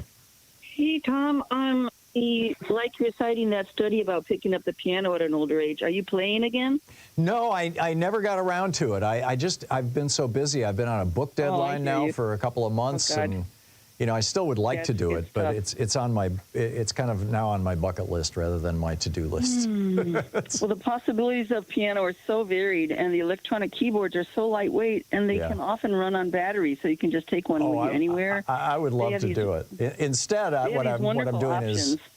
what I'm doing is I'm studying French and Spanish. I'm trying, and Morse code. Good. I'm getting really good with Morse code. Yeah, because I'm a ham radio operator. In fact, I've talked, you know, I've had two people who listen to this program when I've mentioned it who have reached out to me in email and said, hey, let's meet on the air. One guy in Buffalo and another guy, I think, in Connecticut.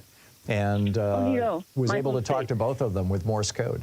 It's great fun. Oh, wow, that is so cool. Anyway, just so if people don't know, you know, they have these wonderful options of playing along with a background rhythm, even beginning tutorials from the keyboard itself, so that, you know, it's not just like the old-fashioned piano where it's just you and some keys and you're wondering what the heck you can do with it. And they're very inexpensive or at thrift stores. Anyway, I imagine you've read Nicholas Carr's 2010 excellent book, The Shallows, about what the Internet does to our brains. I have not. Oh, my gosh. Well, I'm mentioning it for everybody because that is a precursor to what that other book that was just that you read from today about that fellow speaking about the boy that he took to Graceland. Mm-hmm. Anyway, yeah. Finally, I heard that it was it the governor or attorney general of Arizona today saying that she would not enforce the current ban on abortion in the state. So I'm confused, therefore, what everybody is still worried about. Well, what everybody is worried about is that she doesn't have to be the one to enforce the law. There's a district attorney in every city in Arizona, and they can enforce the law locally. I see. So that was my my question. Okay, thank you so much for telling me. You're welcome. Enjoy your day. Thanks, Take you care. too. Love you. Lori in Ocala, Florida. Hey, Lori, what's on your mind today? Hey, Tom. Thanks for keeping us always on top of everything. My pleasure. Just a few things. My pleasure. It is. I know it is. Just I enjoy my work. I can tell. I can hear it in your voice. It's just, you're a lucky man, and we're lucky to have you. I agree. I am a lucky man. I love that. Thank you. Just a few things that Democrats need to point out on a regular basis. Mm-hmm. The majority of Americans don't want more automatic weapons available to be freely carried at whim. Yep. Book bans imposed on schools and libraries. Yep. the reversal of immigration rights. Yep. But the last one is kind of critical. This is what's been really upsetting me, because I saw Donald Trump at one of his rallies with a big sign about a bloodbath. The bloodbath that the former guy has now projected on several occasions is currently happening, beginning with the reversal of Roe v. Wade. So it's the blood of women you're talking about.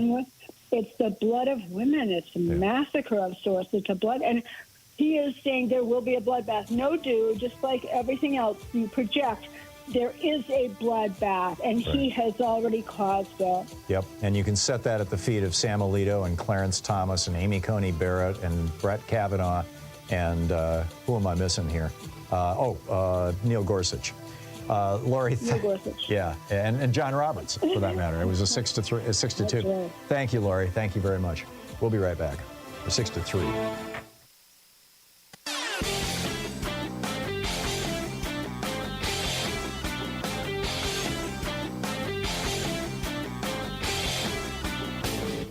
Change starts with you. You can be calling your Democratic or Republican representatives to let them know what you think by calling 202-224-3121. It's the Capitol switchboard. It'll get you right through to them. So a lot of people are wondering, why is it in America that we can't have nice things? Why don't we have, the same things every other democracy has? Every other democracy in the world has a national health care system of some form, and everybody is covered. We don't. We've got 27 million uninsured people and over 100 million underinsured people. Why is that? Why is it that every other country in the world offers college education very inexpensively, if not for free, and for here you go to debt? Why is it that we've got our public schools crumbling and other countries are doing well? Why is it that we've got Medicare being taken apart by this Medicare Advantage scam and nobody will do anything about it? Well, it turns out the reason why it boils down to one thing, one Supreme Court decision, Citizens United, legalizing the bribery of our politicians. There's a whole rant about this over at HartmannReport.com. I think you're going to find it very, very useful. Check it out.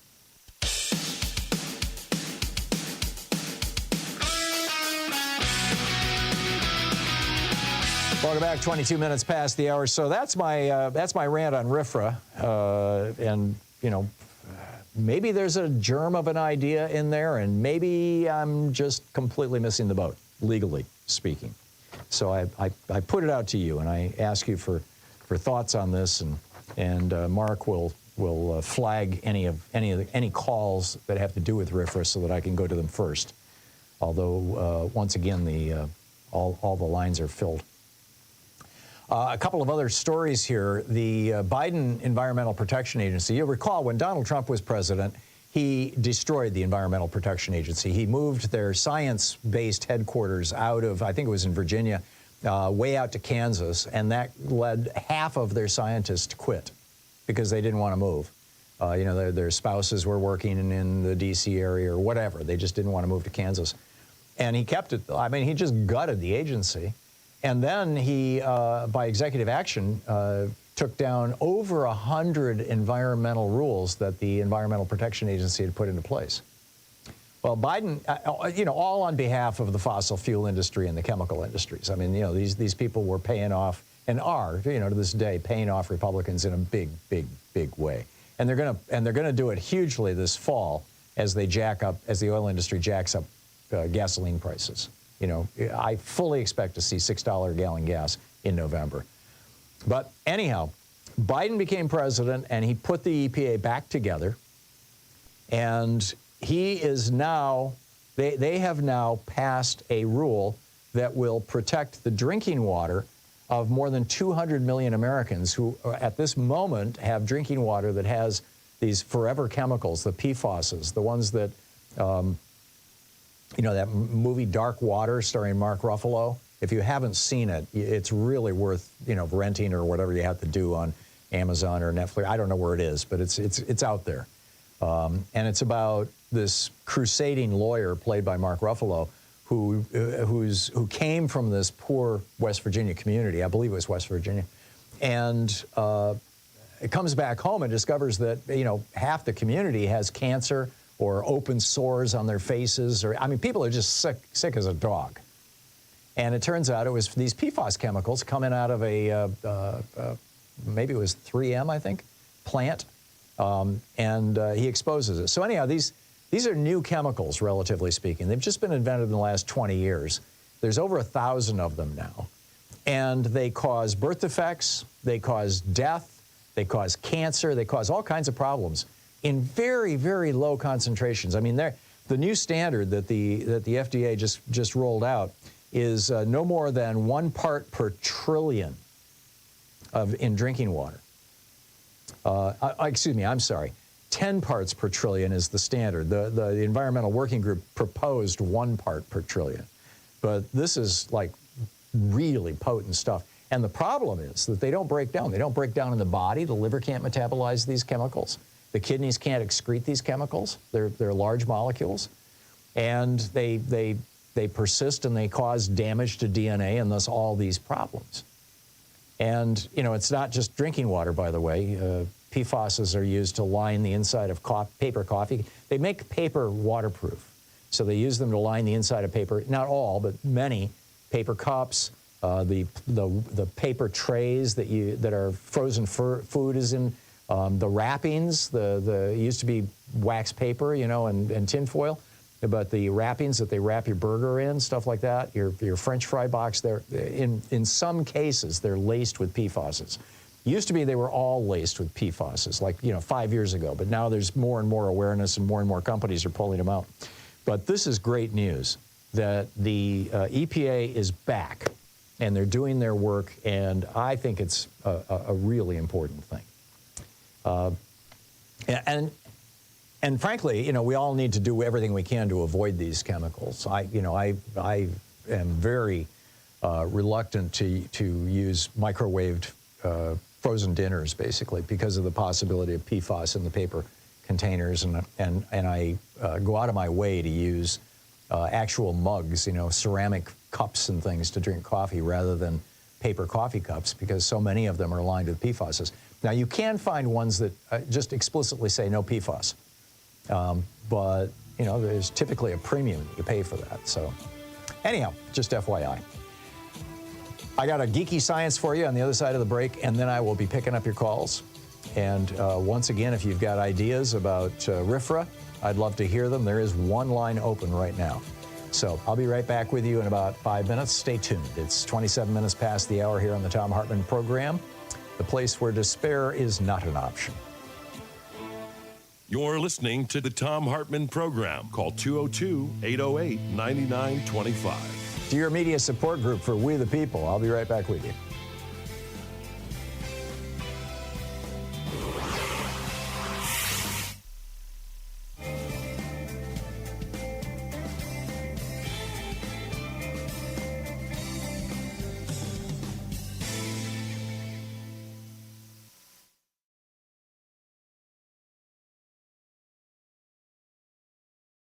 Today's book in our book club is The Hidden History of the War on Voting, Who Stole Your Vote and How to Get It Back, by this guy, Thom Hartmann.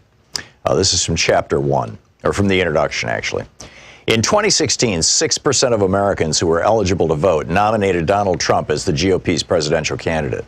It was 8% for Hillary Clinton on the Democratic side.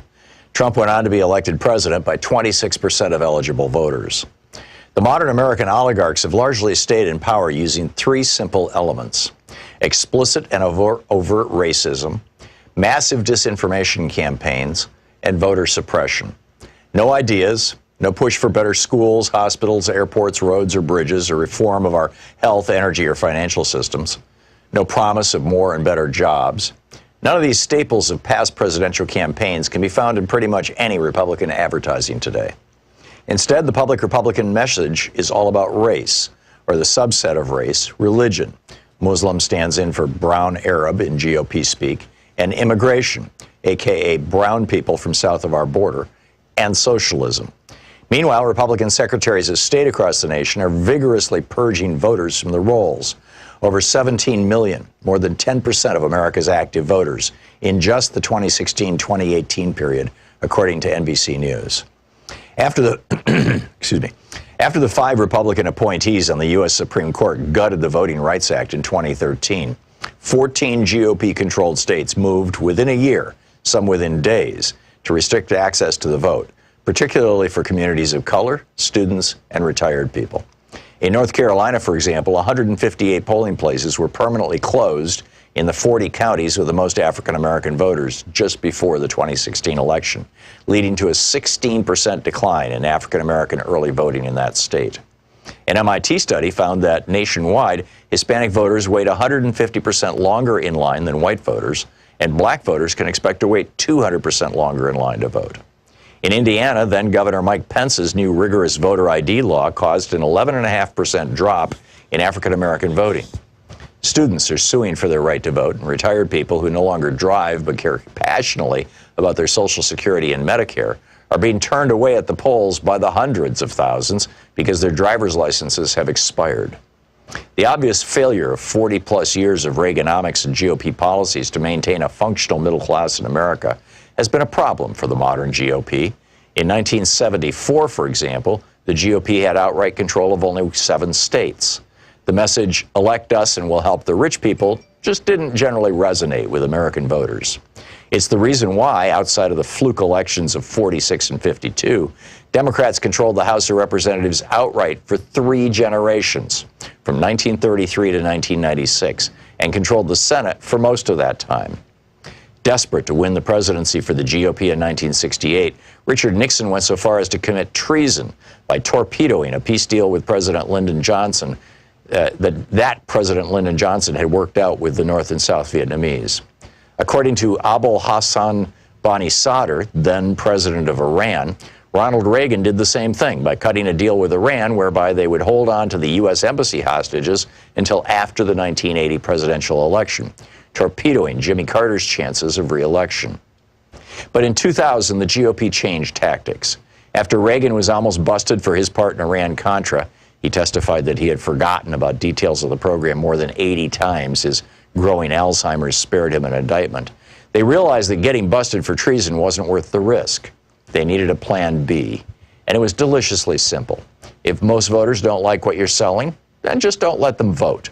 Paul Weyrich promoted this idea back in 1980 when he was campaigning for Reagan after co-founding the Heritage Foundation. And indeed, many Republican luminaries, such as William Rehnquist, who went from serving the GOP by standing in polling places and intimidating Hispanic and Native American voters in the 1960s, to becoming Chief Justice of the Supreme Court, rose up through the ranks by participating in Republican-run voter intimidation schemes. Voter suppression became the foundational go-to tactic for the GOP in 2000. Although the GOP attacked Democratic presidential nominee Al Gore with smear and innuendo, ridiculing him for helping write the legislation that created the modern internet, for example, the main thing that got George W. Bush into the White House was voter suppression. His brother, Florida Governor Jeb Bush, and Bush's Secretary of State, Katherine Harris, threw somewhere between 20,000 and 90,000 African-American voters off the rolls. They were able to get the vote close enough that 5 Republican appointees to the Supreme Court functionally awarded Bush the presidency. The BBC covered this in 2001 in 2 major investigative reports that were seen all over the world, except on any American media. By 2016, the Republican Party had fine-tuned its voter suppression and intimidation systems to the point that they ran like well-oiled machines in nearly 30 states. Between the 2012 and 2016 presidential elections, for example, Ohio had purged more than 2 million voters from its rolls, the vast majority, more than 2 to 1, in heavily African-American and Hispanic counties. The 5 Republican appointees on the Supreme Court ruled in 2017 that they could keep it up, and other states have since adopted their new tactic of caging voters. The book, The Hidden History of the War on Voting, by me.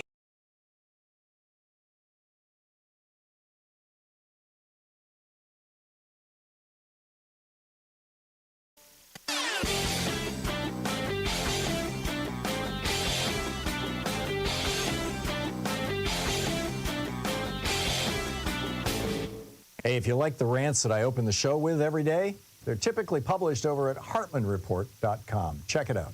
You know, when Volodymyr Zelensky became president of Ukraine, he was dealing with one of the more corrupt countries, a legacy of the Soviet time, with a number of very, very corrupt oligarchs who basically owned politicians. One of them, like Viktor Medvedchuk, was essentially the Rupert Murdoch of Ukraine. He owned a television network and a bunch of TV stations and was constantly pumping out right-wing poison and tearing people apart. And he owned a bunch of politicians. So, and this is the part most Americans don't know. Last year, last June, a new law came into effect. It was passed the year before in Ukraine that basically says to the oligarchs in Ukraine, you know, you can stay rich if you want, but you can't use your money to influence politics. No more oligarchs in politics. They called it de-oligarchization. Seriously. There's a whole piece about it over at hartmannreport.com. Check it out.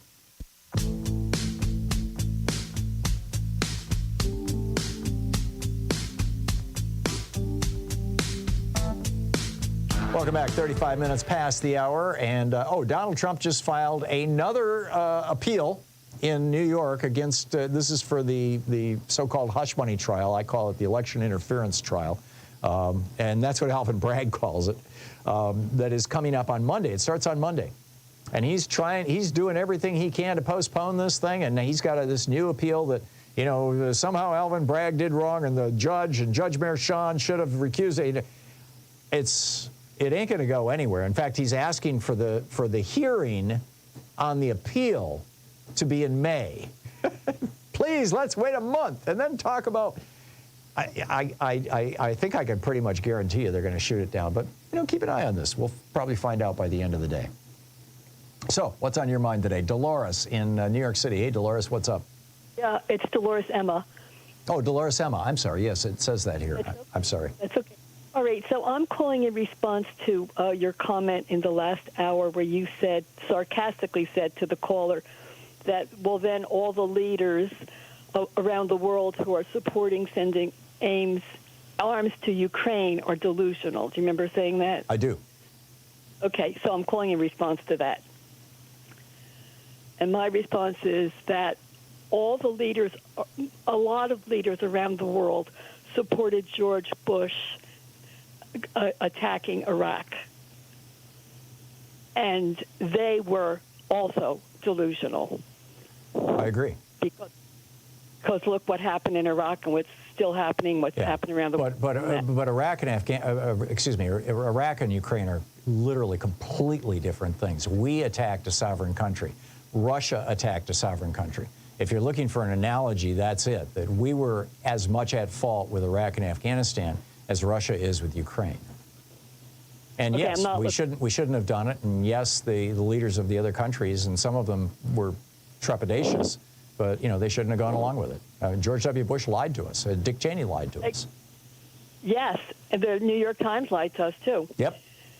So and now to follow along with that, and your Christian little comment, your question about the Bible and stuff like that, it also says in the Bible, the Old Testament, which, as we both know, that Trump supports them both equally, the Old and the New Testament.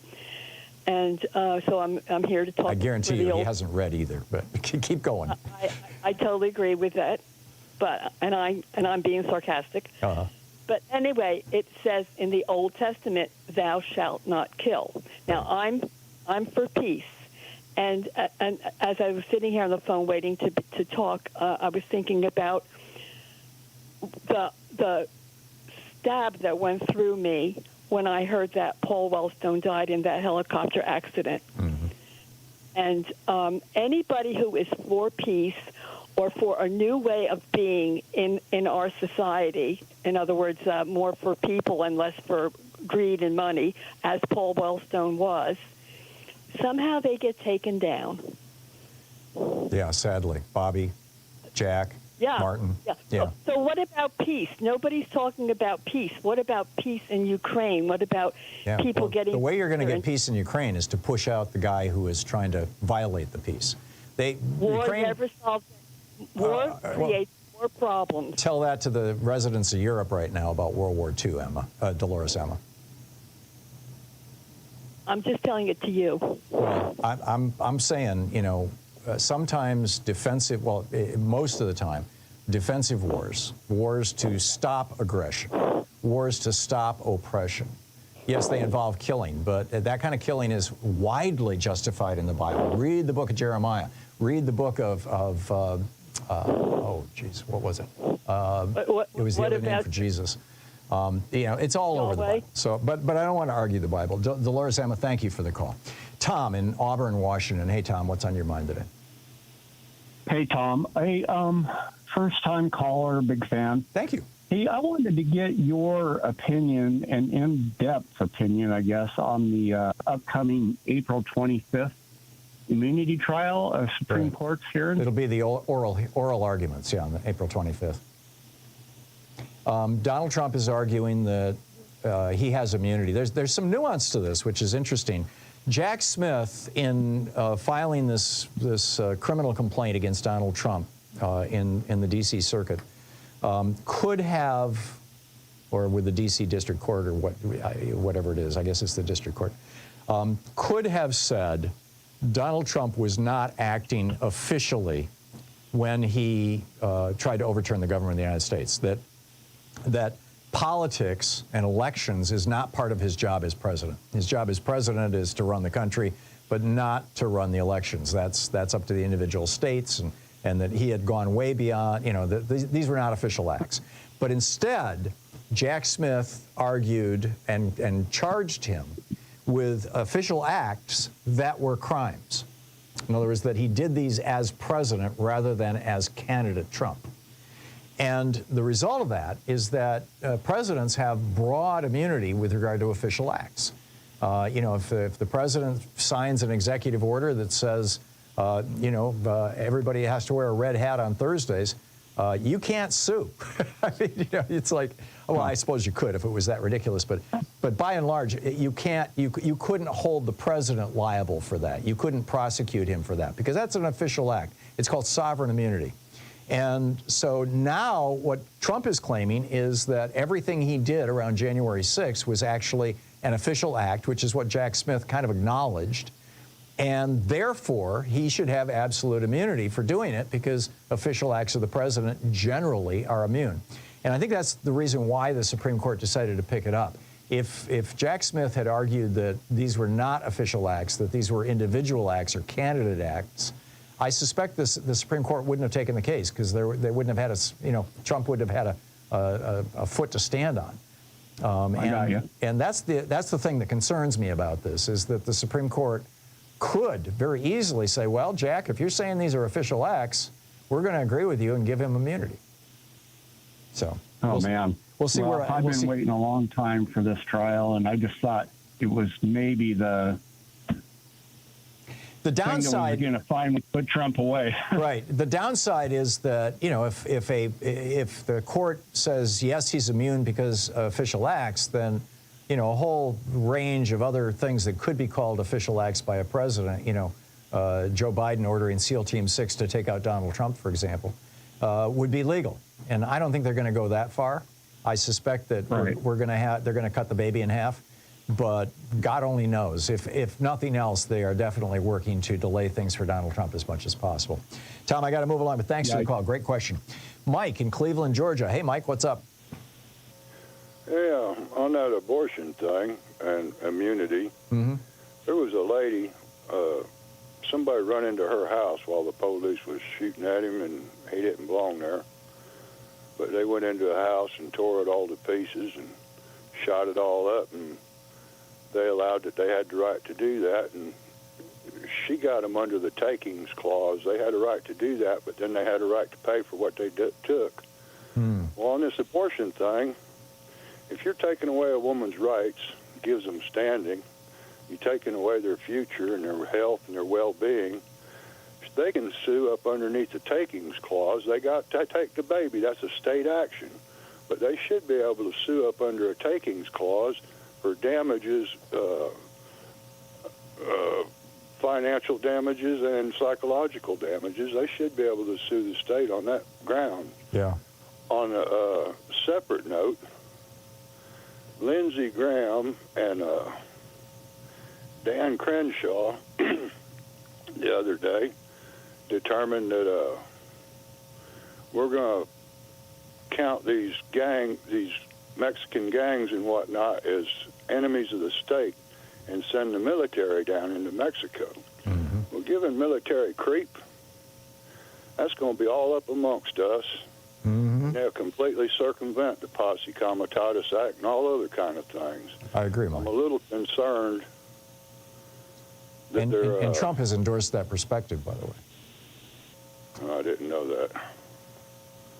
In fact, he said, if he becomes president, I think, along with what you were talking about, I mean, you can overcome this immunity. They want to force these women. That gives them standing. Any of them that are hurt, harmed in any way, shape, or form should, under the takings clause, they're made to do this. This choice was taken away from them. Interesting. They should be able to file in court. And these lawyers you got out there, I'm sure, are sharp enough to figure that out. Yeah, it sounds like it would be a tort. I agree. Mike, thank you very much for that. I appreciate the call. It's 45 minutes past the hour. We'll be back with more of your calls in just a moment. It's the Thom Hartmann Program, Talk Media for the sane among us. Stay with us. You're listening to Thom Hartmann. Visit thomhartmann.com for audio and video archive. It's the place where we dare to ask, is Walmart a person? And we dare to say, no, give me a break.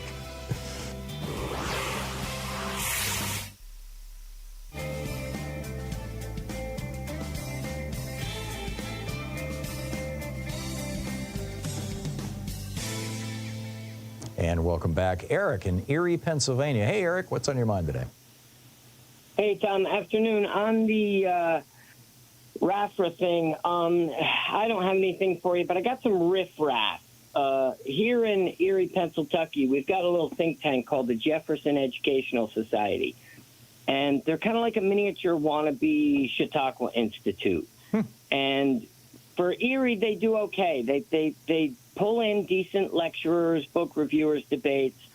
And a year ago, almost to the day, they lost their tax-exempt status when the dishonorable brother of Tom Ridge, David, ruled that the Jefferson Society does not relieve the Pennsylvania government of any burden and thus forth loses its tax exemption. So we've got a rock star in Lena Khan who's been really kicking some butt. And you noted earlier the EPA is getting some of its teeth back. So I got to ask, at what point, how far does it have to go before the American people start having something to say through either the IRS or state departments of revenue that the most sacred fruit of thine taxpayer is the funded coffers that are there for the taking by tax-exempt religious institutions that do clear, unmistakable electoral politicking from their pulpits. They accumulate jets and real estate buku wherever they have a footprint. I get it, Eric. So with the Jefferson Society, did they lose their tax-exempt status because the government determined that they were political rather than education? No, they didn't go that far to say it. I haven't read the full opinion. I just read the news on you can get, you can declare yourself an educational institution, and the nonprofit status is virtually a rubber stamp.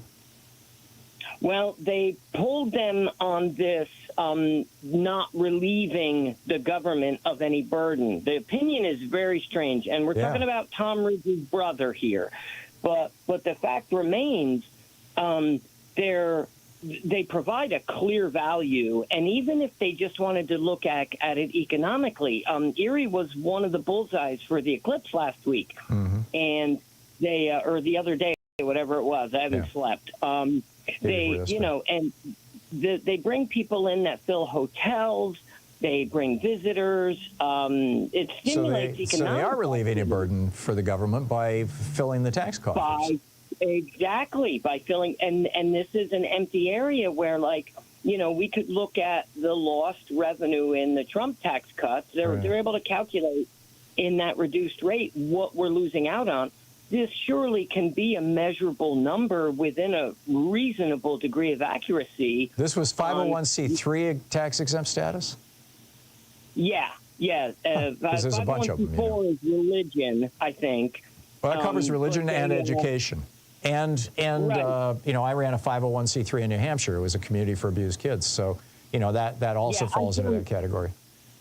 I've done animal charity work my whole life, and they're always threes. Yeah, they're all 501c3s. And some of them, some of them could have qualified for 4 because we hold these seminars on how to build feral cat shelters and various other things. Yeah. But it's time for religious institution billionaires to pay their taxes. Oh, I agree with you on that. Especially if they're preaching politics in the pulpit. I'm totally on your side on that one. Eric, I'm sorry I don't know anything about the case there in Erie, but it sounds interesting. Thank you for the call. We'll be right back.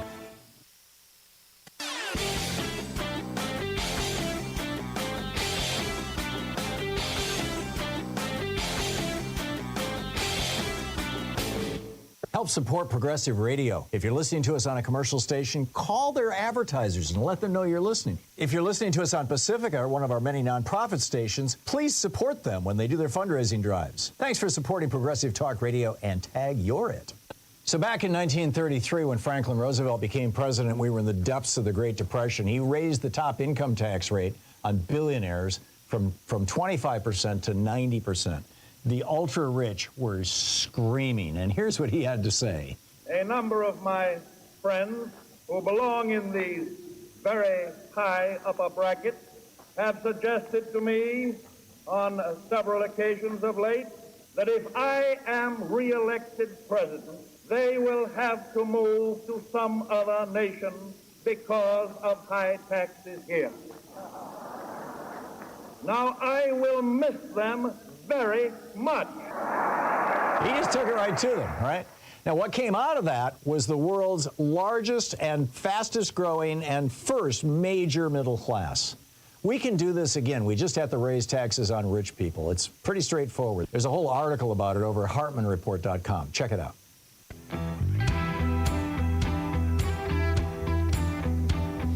Welcome back. 9 minutes before the hour. Stephanie in Milan, Tennessee. Hey, Stephanie, what's up? Hi. You said you wanted attorneys to call in about the Indiana ruling. Yeah. Yeah. The ruling should stand, but because we do not have an objective Supreme Court, somebody will take it up there and they'll rule, according to what their ideology is. They pretend that it's textualism, but they only use that when they want it to work. They don't use it for everything. Yeah, I get that. What my question is there a way to use the RFRA laws to achieve a positive outcome, to force government to do something rather than to simply avoid having the onus of government on us? Yes, I believe so, except that they'll take it to the Supreme Court and they will not probably rule that way. I get that, but what would be the justification for using the Religious Freedom Restoration Act to force government to provide food stamps, for example? You can't. That's what I came up against, Stephanie. I wasn't able to come up with a legal basis, for a positive outcome, as opposed, because everything else was not a negative outcome, but I think societally you could argue that they were, being allowed to discriminate against gay people and stuff like that. But it would be so cool if we could just turn the tables on these people and say, yes, my religion dictates that, but anyway. Stephanie, thank you. You could. There is one way. They're discriminating against women, and there's 2 laws. We have congressional law that says you can't single out a group to discriminate against. You can't, use Indians or blacks or whatever. You can't discriminate, making a law primarily for that group. And women are the only ones being discriminated in these abortion laws. That's a good point. And the problem is that would work except for the Supreme Court. Yeah. They'll twist it to whatever they want. There's also something about this. Eric was talking about this case in Erie. Mm-hmm. The tax exemption, the only reason for tax exemption is to keep the state from interfering with your business. So saying that it has to be a state benefit is absolutely nonsense. Yeah, it seems like it. But again, I know nothing about the case, so other than what Eric had to say. Stephanie, thank you so much. I know too. I have to move on, but thank you. Hey, good talking to you. Catherine in Baltimore. Hey, Catherine, what's on your mind today? Hey, Tom. Yeah, I didn't hear what the Indiana ruling was, but you were talking. Is that? They ruled in Indiana that under the Religious Freedom Restoration Act that a group comprised of Jews, pagans, and Muslims who argued that their religions sometimes mandate abortion could not be regulated under the Indiana abortion laws. So we won. We won, and the appeals court. It's now going to go to the Indiana Supreme Court.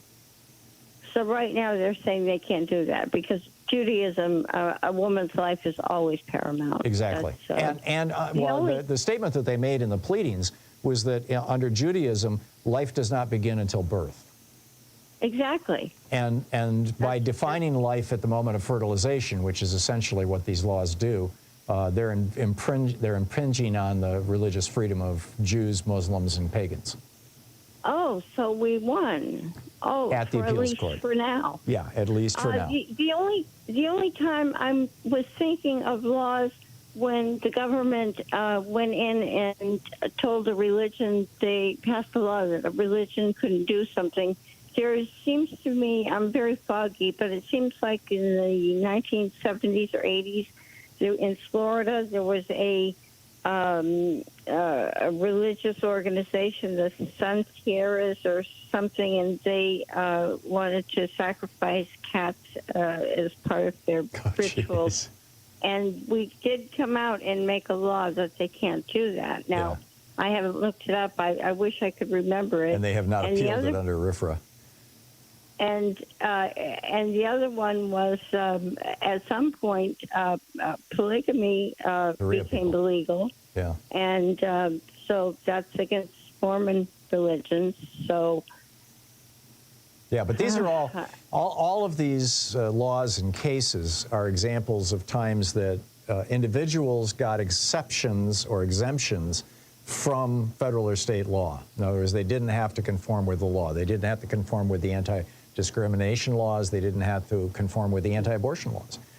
I'm looking for something that is positive and proactive. Is it possible to use the Religious Freedom Restoration Act to force government to care for the homeless, to care for the hungry, to do the things that my religion and the religion of probably most Americans dictates? Yes, is the same one that Jesus said in Matthew. Yeah, Matthew 25. Yeah. Absolutely. Yeah. So, I'm trying to figure out if there's some way to use that, and I just haven't been able to come up with it. It probably doesn't exist. But well, all the great religions tell us, to treat our fellow man and to put ourselves. You're absolutely right, Catherine. Catherine, I got to go. We're out of time, but thank you for the call. Good. It's 57 minutes past the hour. I'll be back with you on the other side of this break. The right won't admit the Comstock Act would mean mass arrests for abortion and how authoritarian leadership affects ADHDers. You're listening to Thom Hartmann. In addition to bringing you the Thom Hartmann program here on Free Speech TV and Video Media Online, we also have a whole set of ways you can interact with us and tools you can use to spread the word about the importance of democracy and the threats to it in our republic. First, there's your daily homework. Sue Nethercutt puts together a daily email newsletter that has a link to every story I discuss on the air, so you can find my sources and you can share them with your friends. It's free and you can sign up at ThomHartmann.com. Second, I publish my daily take every day over at the HartmannReport.com website. That's also free if you want the daily 5 days a week rant in your inbox. No ads either. Third, we have the podcasts. There's the free 1-hour version of our daily show that's advertising supported. You can find that wherever you get your podcasts normally.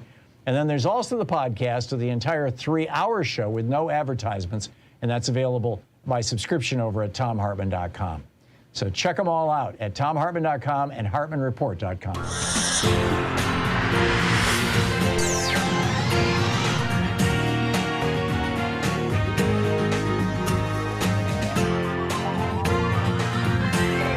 We say fight back!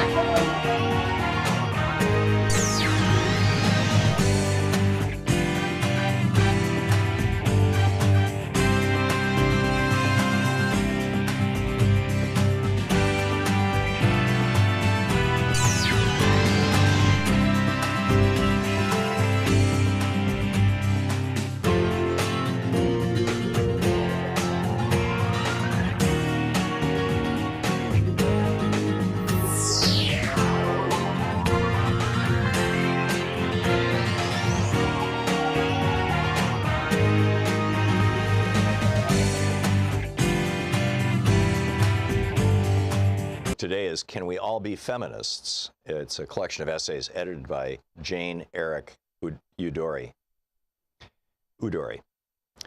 This first chapter, or first essay, is from Charlotte Shane. It's called No Wave Feminism. If you feel like feminism is failing you, you're not alone. I sometimes have the impression that I'm as thoroughly feminist as I am thoroughly human. That feminism is as intrinsic to my contribution to my constitution as my skeleton is to my body. But in my 35 years, I've struggled with or outright rejected feminism on several occasions. First, as an ignorant adolescent, what do women need feminism for if they already got the vote?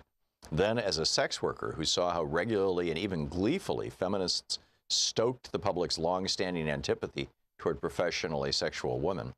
And now again, as someone moving even further into the far left, who cannot abide the forms of feminism that embrace and are complicit with the worst aspects of liberalism. The more I learn about the intersecting oppressive forces that continue to shape the Western world, colonialism, patriarchy, capitalism, xenophobia, and racism, and the network of cruel social machinery to which these systems give rise, incarceration, crippling debt, disenfranchisement, deportation, and so on, the less sense it makes to use gender as the primary lens through which to regard human-engineered suffering. Feminism doesn't feel like the sharpest weapon to wield against white supremacy or border policing, for instance, or even the best tool with which to approach basic civic concerns like vibrant schools.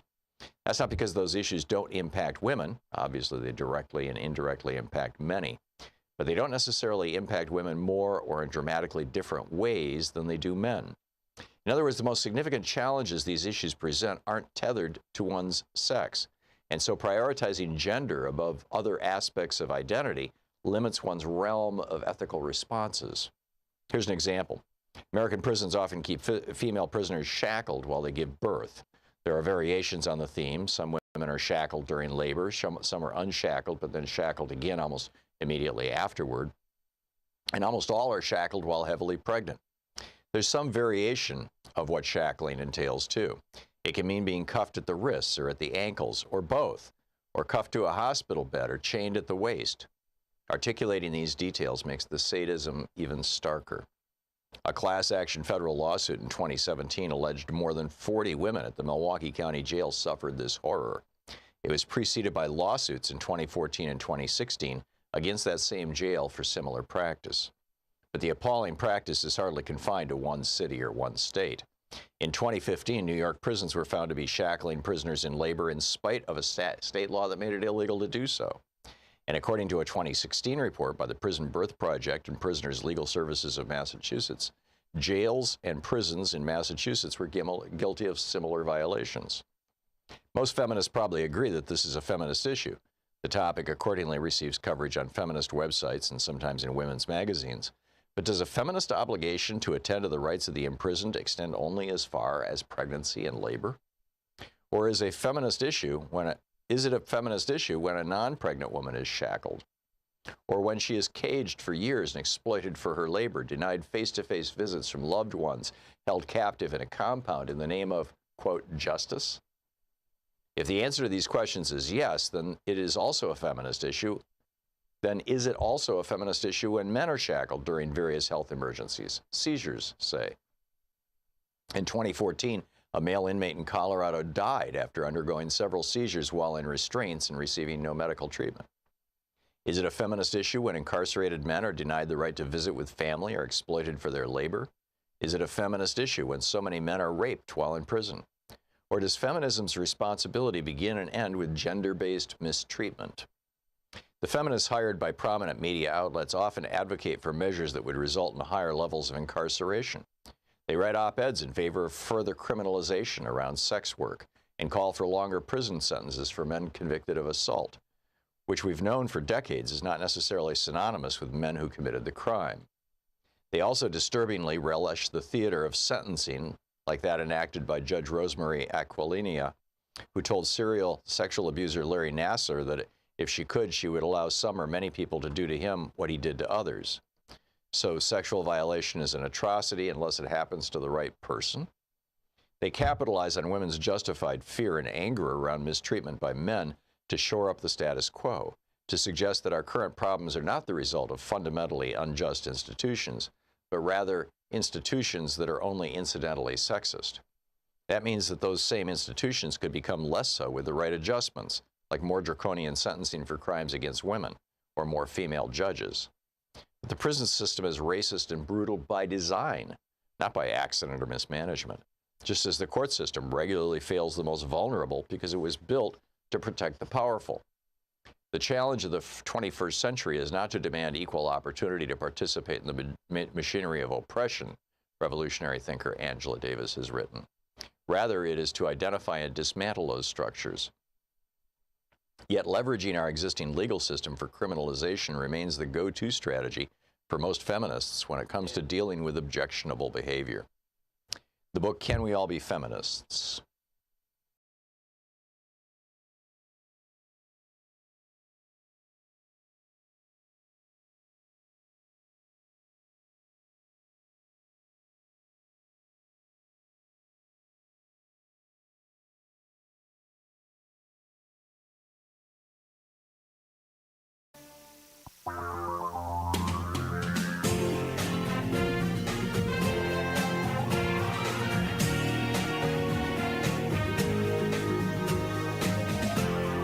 This is the Thom Hartmann Program. Welcome to the third hour of our program. The right will not admit that the Comstock Act would mean arrests for abortion. This is fascinating. Melissa Gira Grant, writing at thenewrepublic.com, she writes about, let me just quote the first paragraph. About a half hour before the Supreme Court heard oral arguments last month in Food and Drug Administration versus Alliance for Hippocratic Medicine, the case that's become the Christian right's next big bet on ending abortion, a cluster of anti-abortion activists gathered on the court's steps to call for the prosecution of people who had obtained mifepristone, a drug used in more than 60% of abortions in this country, through the mail. Several men in the group held signs specifically urging the enforcement of the Comstock Act, a 151-year-old anti-obscenity law that was used at the turn of the century, to 20th century, to arrest people for sharing information and items used for abortion and contraception. One sign quoted Matthew Kaczmarek, the federal judge in Texas who originally heard the mifepristone challenge, quote, "The Comstock Act plainly forecloses mail-order abortion." In March, 145 Republican members of Congress signed on to an amicus brief in this case, FDA versus Hippocratic, supporting the Comstock Act. All Republicans, 145 members of Congress petitioned the Supreme Court to say, bring back the Comstock Act. Their brief alleges that the Comstock Act is still enforceable. It is, by the way, still on the books. And that the FDA was, quote, blatantly disregarding the federal law's prohibition on the mailing and interstate shipment of abortion-inducing drugs, end quote. The article in the New Republic goes on to note that Senators Katie Britt, Marsha Blackburn, Ted Cruz, and Josh Hawley were each asked whether they support using the Comstock Act to, quote, prosecute those who obtain mifepristone through the mail, including those who use the pill for the purposes of self-managing their own abortion. Representatives Robert Alderhoff, Lauren Boebert, Jim Jordan, and Elise Stefanik were asked the same question. None of them responded to the inquiry from the New Republic. So very strange stuff. The Republican-backed campaign to revive the Comstock Act as a national abortion ban is happening right now out in the open, this author notes, but Democrats have not sufficiently acknowledged the threat. I agree. It's why it was last week or the week before, I published a piece about, Anthony Comstock. He's trying to reach up out of the grave to take down America's women. And, we need to do something about that. But I don't know, it seems to be a low priority for Democrats, sadly. Meanwhile, Arizona's forced birth fascists just revived this abortion ban from 1864. But here's what's wild about this. I mean, this is all over the news. I mean, you'd have to be living under a rock not to know that yesterday the Supreme Court of Arizona said all abortions, except to save the life of the mother, are now officially banned. Rape, we don't care. Incest, we don't care. Destroy your life, we don't care.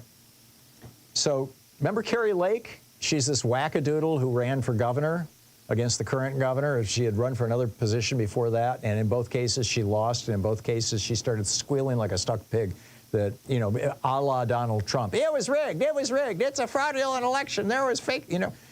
So anyhow, she comes out yesterday. This tells you how Republicans are waking up to the toxicity of this position that they have held for 43 years now. Yesterday, Carrie Lake came out and said, I oppose today's ruling, and I'm calling on Arizona Governor Katie Hobbs and the state legislature to come up with an immediate common sense solution that Arizonans can support. Oh, really? Keep in mind, during the 2022 debate, this was her debate with the governor when she was running for governor, Carrie Lake said she hoped that the Supreme Court would do the right thing and overturn Roe. This was before the Dobbs decision. And then she talked about what would happen to to Arizona if that happened. She said, quote, we have a great law in the books right now. If that happens, if the Supreme Court overturns Roe v. Wade, we will have a state where we will not be taking the lives of unborn children anymore. So she was for the law before she's against it. Same thing with former Republican Governor Doug Ducey. He said, the ruling today is not the outcome I would have preferred, and I call on our elected leaders to heed the will of the people. Right. But when he signed the 15-week abortion ban in 2022, again before the Dobbs decision, he stated clearly that if Roe v. Wade is overturned, this new 15-week ban will go away and be replaced by the 1864 law. And not only that, he appointed 5 of the 7 justices to the Arizona Supreme Court. All 5 of his appointees were the 5 who voted to outlaw all abortions in Arizona. Hypocrisy much? But here you've got the former governor and the candidate for governor both running as fast as they can for the exits. We're going to see more of this. Meanwhile, in Arizona, the Arizona Freedom Caucus, you know, I call them the Cokehead Caucus, generally speaking, because they get all this money from the Coke Network. They issued a statement yesterday about the pro-life ruling. This is what they said. Today, the Supreme Court of Arizona made the correct ruling, upheld the intent of the legislature, and preserved the rule of law today by ruling that the pre-Roe law will remain effective. Right. How Orwellian is that? This is the Freedom Caucus saying, yes, take away the freedom of women. It's amazing. One of these people said, if you had to travel to another state to get an abortion, it's not the worst thing in the world buying a bus ticket to go somewhere to get. It is not the worst thing in the world. Right. And Jeff Tiedrich says, in response to that, he says, you heard right, little Miss 10-year-old rape victim. Just hop on a bus. I'm sure the stepfather who raped you will pay for your ticket. It's that easy. Now dry your eyes and quit complaining. Yeah. This is how Republicans are viewing this. I mean, it's just absolutely amazing. Authoritarian leadership and ADHD. I have a new post over at hunterandafarmersworld.com, my website for people with attention deficit disorder. And I'm speculating that ADHD people are more likely to rebel against authority. They're more likely to be the people who are, you know, on the front lines against tyranny. And Timothy Engelman, who is a physician who treats adult ADHD people in Pennsylvania, wrote, part of the problem consists on a social cultural level. Our society, as you point out in your Hunter's book, is becoming increasingly rigid and rooted in the structure of experience. Problems arise from rigid structuring. People vary in their ability to conform to this way of life, especially the ADHD person, who in repeated failures to respond to such structuring becomes labeled as disordered. More disturbing, however, is that such structuring can be used as forms of social influence, which I believe limits the very nature of who we are as people. Amen. Another physician, Dr. Engelman, points out, as social control becomes more pressing, the ADHD way of life actually becomes not only an asset, but an antidote to such a limiting experience. Fascinating stuff. On the other side of the break here, I've got a geeky science for you that is absolutely amazing. how we can save 700,000 lives, including possibly yours. And a crazy alert, a very, very weird MAGA influencer has a suggestion about how to deal with the bird flu. We'll be right back. 15 minutes past the hour.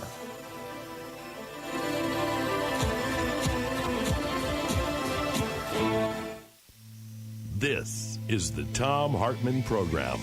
We'll be right back with these two stories and your calls on the other side of this break. It's 15 minutes past the hour.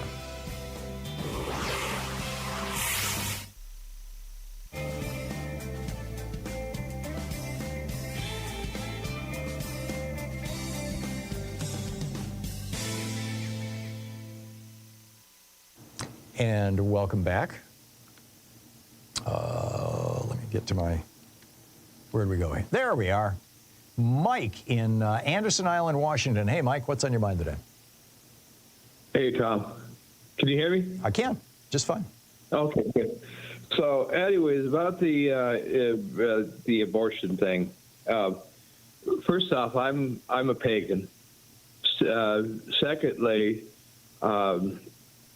my only Bible I've ever had, well, I have had a Christian Bible in the past, but the only Bible I have is the Jefferson Bible that I've had for years. Yeah. Okay, so, and on my stance on abortion, I'm not a lawyer, but my stance on abortion is basically the same as yours. I've always held that if you don't like abortions, don't have one. Exactly. You know, and what business it is of somebody I've never met, or my wife has never met, if she has an abortion or not. Right. You know, no family member, no friends, no nothing. What is business of it? Somebody. Now the rebuttal to that, Mike, from the anti-abortion people is that she is taking a life if she has an abortion, and we have laws against murder because of societal harm. But that implies, or requires actually, the assumption that a zygote, fertilized ovum, or a fetus is a human life. And that's a religious issue. That is not a matter of law, frankly. And so what we're looking at is religion put into law. A life is not, a baby is not, a fetus is not a baby. And a fetus cannot live outside the womb until a certain number of weeks, 28 weeks or whatever. In that neighborhood, I think. You know, and only with medical intervention. Right. But be that as it may, this country is not a religious country, despite the efforts of the right-wing Christians want to make this a religion. They want the Bible to be the final arbiter of all things legal. The Constitution is the basis of our law, and the law, at least federally, and the laws. I mean, the Constitution says nothing specifically about abortion. Yeah, isn't it weird though that Alito said the Constitution says nothing about abortion, so we're gonna make it possible to outlaw it, but the Constitution doesn't say anything against abortion either. No, it didn't. The Roe v. Wade was not based on whether you can have an abortion or not. It was based on a woman's right to freedom privacy. of rights. It was to her right to privacy. And by the way, by knocking down that right to privacy, you know, there were other decisions that were also based on that. The Obergefell decision that legalized gay marriage was based on the right of privacy. So this, you know, and that's why Clarence Thomas is saying we need to revisit that and overturn it. And there's a couple of others. They're not coming to mind immediately, but I know that there's several decisions based on the logic of Roe, basically, that are at risk. I'm your age, Tom. So I'm my wife and I are past the abortion issue. Right. But if my wife did have an abortion, how would it affect you or anyone else in this country whether she had an abortion? Exactly. Well said, Mike. Thank you so much. It's 19 minutes past the hour. We'll be back with more of the news of the day and your calls right after this.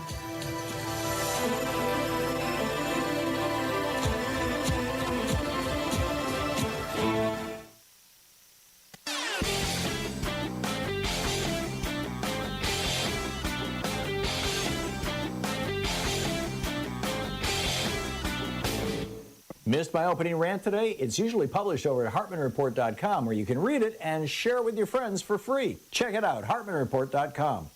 Back in 2010, when Viktor Orban took over the Fidesz party in Hungary, that party was sort of like the Republican Party. It was just a conventional, conservative European political party. And he has turned it into a neo-fascist powerhouse. He pushed through he altered the nation's constitution to push through what we would call gerrymandering and voter suppression so that his party will always win.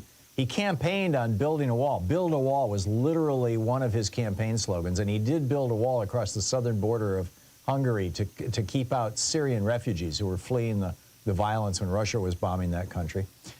His other two campaign slogans were, and I quote, "Restore Christian purity and make Hungary great again." Seriously, back in 2010, 6 years before Trump. There's an amazing backstory about how Viktor Orban is being cloned, essentially, in the GOP. You can find the article over at HartmannReport.com. Check it out.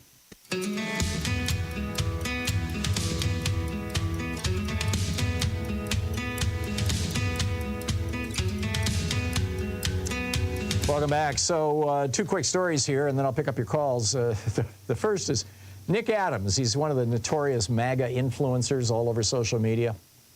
When he was deputy mayor of Ashfield, this is a suburb of Sydney, Australia, he proposed dealing with the threat of avian flu by engaging in a mass slaughter of the city's pigeon population. Apparently didn't realize that if you kill off all the pigeons in a city, there's a lot of other pigeons out there that'll go, oh, look at that. There's an opening in the ecosystem, and they'll just show up. But even more bizarre is the idea that you can actually kill pigeons, because everybody knows pigeons are actually robotic spies from the planet Xenu that are, because whenever you have famous people doing anything, the meetings around the world, what do you see? Pigeons. They're spies. Second story. This is a little more serious. In fact, it's a lot more serious. This is our Geeky Science for the day. Swapping red meat for forage fish. Now, before I read this article, I didn't know that there was this category called forage fish, but these are the fish who are, essentially vegetarians, I guess. With mammals, we don't eat carnivorous animals. We don't eat dogs, cats, lions, tigers. Instead, we eat the herbivores. We eat the vegetarian animals, cows. And, well, pigs are omnivores. They're kind of the exception, which is probably why, two of the world's major religions banned them. But most of the things, sheep, goats, they're all vegetarians. So anyhow, these are forage fish, and they are herrings, sardines, and anchovies. And if we were to replace red meat in our diet, mammal meat, with herring, sardines, and anchovies, according to this new study, this was a team of Japanese and Australian researchers looking at data from more than 130 countries. And what they concluded was swapping red meat for forage fish could prevent 750,000 deaths a year and significantly reduce the prevalence of disability as a result of diet-related disease. This is a quote from the study. Our study demonstrates that the adoption of forage fish as a red meat alternative reduces ischemic heart disease. Forage fish are rich in omega-3 long-chain polyunsaturated fatty acids, the intake of which may prevent coronary heart disease, as well as being abundant in calcium and vitamin B12. They also have the lowest carbon footprint of any animal food source. Globally, this approach could prevent as many as 750,000 deaths and avert up to 15 million years of life lived with disability. Wow. My dad used to love sardines and herring. I mean, it's very Norwegian, right? We always had pickled herring in the refrigerator and in this kind of mayonnaise stuff, and I thought it was kind of yucky. And my mom made me eat sardines. She'd make sardine sandwiches. Now I'm salivating thinking about it. Of course, I haven't eaten yet today. All right, let's pick up your calls. What's on your mind today? Larry in Victorville, California. Hey, Larry, what's up? Hi, good morning, Tom. So on the RFRA, I think it's clearly, the Indiana case is clearly a ruling for the free exercise of religion. Yes.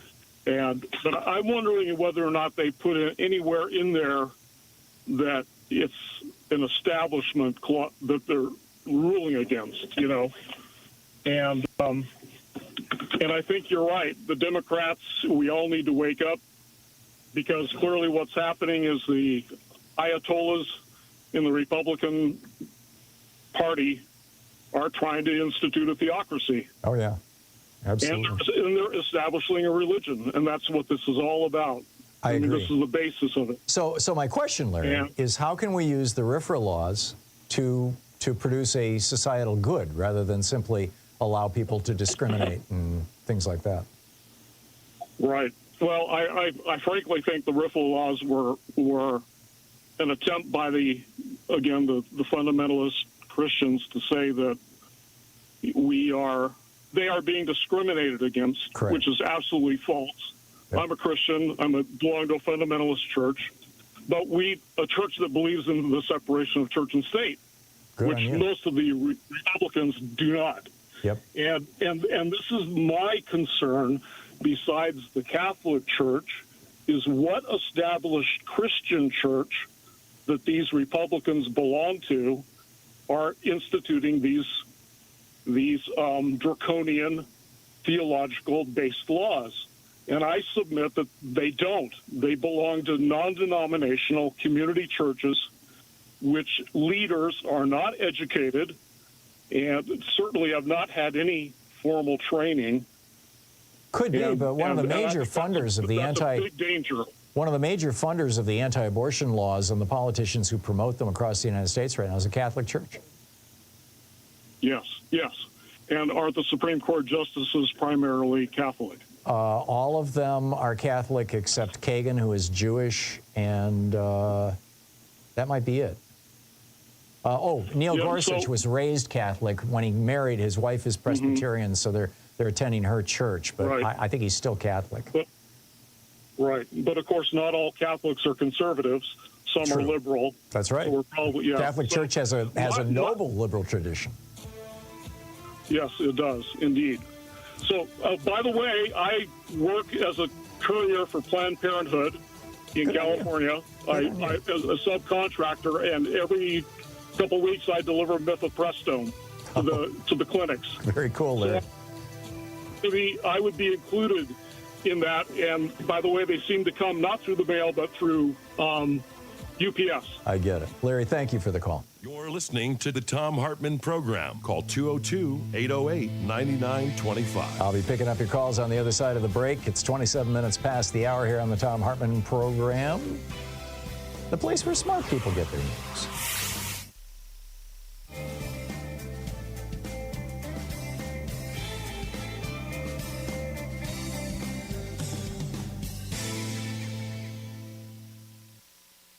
And Other Arguments for Economic Independence by Kristen Godsey. And this is from the introduction titled, You Might Be Suffering from Capitalism. The argument of this book can be summed up succinctly. Unregulated capitalism is bad for women. And if we adopt some ideas from socialism, women will have better lives. If done properly, socialism leads to economic independence, better labor conditions, better work-family balance, and yes, even better sex.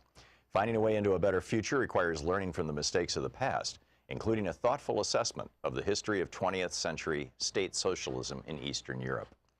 That's it. If you like the idea of such outcomes, then come along for an exploration of how we might change things. If you're dubious because you don't understand why capitalism as an economic system is uniquely bad for women, and if you doubt that there could ever be anything good about socialism, this short treatise will provide some illumination. If you don't give a whit about women's lives because you're a gynephobic right-wing internet troll, save your money and go back to your parents' basement right now. This isn't the book for you. Of course, some might argue that unregulated capitalism sucks for almost everyone, but I want to focus on how capitalism disproportionately harms women. Competitive labor markets discriminate against those whose reproductive biology makes them primarily responsible for childbearing. Today, this means humans who get pink hats in the hospital and the letter F next to the name on their birth certificate, as if we've already failed by not coming into the world as a boy. Competitive labor markets also devalue those expected to be the primary caregivers of children. Although societal attitudes have evolved in this regard, our idealization of motherhood means that most of us still believe that baby needs mama, a whole lot more than papa, at least until the child is old enough to play sports. Others will argue that unregulated capitalism is not bad for all women. Yes, for those women lucky enough to sit at the top of the income distribution, the system works pretty well. Although women at the executive level still face gender pay gaps and remain underrepresented in leadership positions, on the whole, things aren't too shabby for the Sheryl Sandbergs of the world. Of course, sexual harassment still hinders progress, even for those at the top, and too many women believe that if you want to run with the big dogs, you may have to suck it up and ignore the groping and unwanted advances. And race plays an important role as well. White women do a lot better in aggregate than do women of color. But when we look at society as a whole, on average, women are comparatively worse off in countries where markets are less encumbered by regulation, taxation, and public enterprises than they are in nations where state revenues support greater levels of redistribution and larger social safety nets. Choose your data source, and you find the same story. Unemployment and poverty plague women with children. Employers discriminate against women without children because they might have them in the future. In the United States in 2013, women over the age of 65 suffered from poverty at much greater rates than men and dominated those in the category of extreme poverty. Globally, women face higher rates of economic deprivation. Women are often the last to be hired and the first to be fired in cyclical downturns. And when they do find employment, bosses pay them less than men. When states need to slash government spending on education, health care, or old age pensions, mothers, daughters, sisters, and wives must pick up the slack, diverting their energy to care for the young, the sick, and the elderly. Capitalism thrives on women's unpaid labor in the home because women's care work supports lower taxes. Lower taxes mean higher profits for those already at the top of the income ladder, mostly men. But capitalism was not always so savage. Throughout much of the 20th century, state socialism presented an existential challenge to the worst excesses of the free market. The threat posed by Marxist ideologies forced Western governments to expand social safety nets to protect workers from the unpredictable but inevitable booms and busts of the capitalist economy. After the Berlin Wall fell, many celebrated the triumph of the West, consigning socialist ideas to the dustbin of history. But for all its faults, state socialism provided an important foil for capitalism. It was in response to a global discourse of social and economic rights, a discourse that appealed not only to the progressive populations of Africa, Asia, and Latin America, but also to many men and women in Europe and Western Europe and North America, that politicians agreed to improve working conditions for wage laborers, as well as to create social programs for children, the poor, the elderly, the sick, and the disabled, mitigating exploitation and the growth of income inequality. Although there were important antecedents in the 1980s, once state socialism collapsed, capitalism shook off the constraints of market regulation and income redistribution. Without the looming threat of a rival superpower, the last 30 years of global neoliberalism have witnessed a rapid shriveling of social programs that protect citizens from cyclical instability and financial crises and reduce the vast inequality of economic outcomes between those at the top and those at the bottom of the income distribution. For much of the 20th century, Western capitalist countries also endeavored to outdo the East European countries in terms of women's rights, fueling progressive social change. For example, the state socialists in the USSR and Eastern Europe were so successful at giving women economic opportunities outside the home that initially, for the 2 decades after the end of World War II, women's wage work was conflated with the evils of communism. The American way of life meant male breadwinners and female homemakers. But slowly, socialist championing of women's emancipation began to chip away at the Leave It to Beaver ideal. The Soviet launch of Sputnik in 1957 spurred American leaders to rethink the costs of maintaining traditional gender roles. They feared the state socialists enjoyed an advantage in technological development, and why women have better sex under socialism.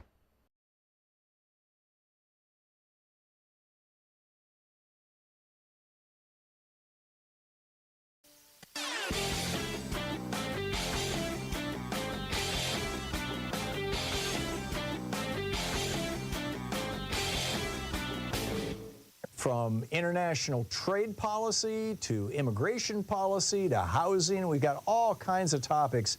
The wars between Republicans and Democrats, the Republican efforts to induce fascism in the United States. A great selection of opinions will be found over at HartmannReport.com. So we have this major culture war going on in the United States. You've got Republicans trying to ban abortion. They're trying to ban books. not just trying to, they're actually doing all of these things. Banning books, banning trans girls in sports, attacking basically the entire queer community. Whatever they can to try to sow division and hate, promoting Nazi memes, talking about how, Jews are paying to have black and brown people replace white people and all this kind of stuff. Why are billionaires doing this? Why are they funding these people? I mean, billionaires don't care about crime. They live in gated communities with private security. They don't care about public schools. Their kids go to private schools. They don't care about public transportation. They fly in private jets. Oh, yeah, that's right. If they can get us fighting against each other, if they can get us hating each other, we will ignore their efforts to cut their taxes and deregulate their industries. There's a whole video about it at tom.tv. Check it out.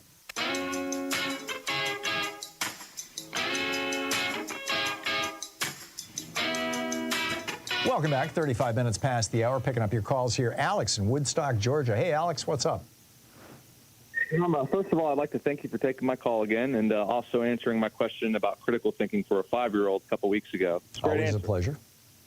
Yes, sir. In spirit, I wanted to talk to you. I understand the urge to use the Religious Freedom Act for doing, actual good rather than enacting, draconian rulings. Mm-hmm.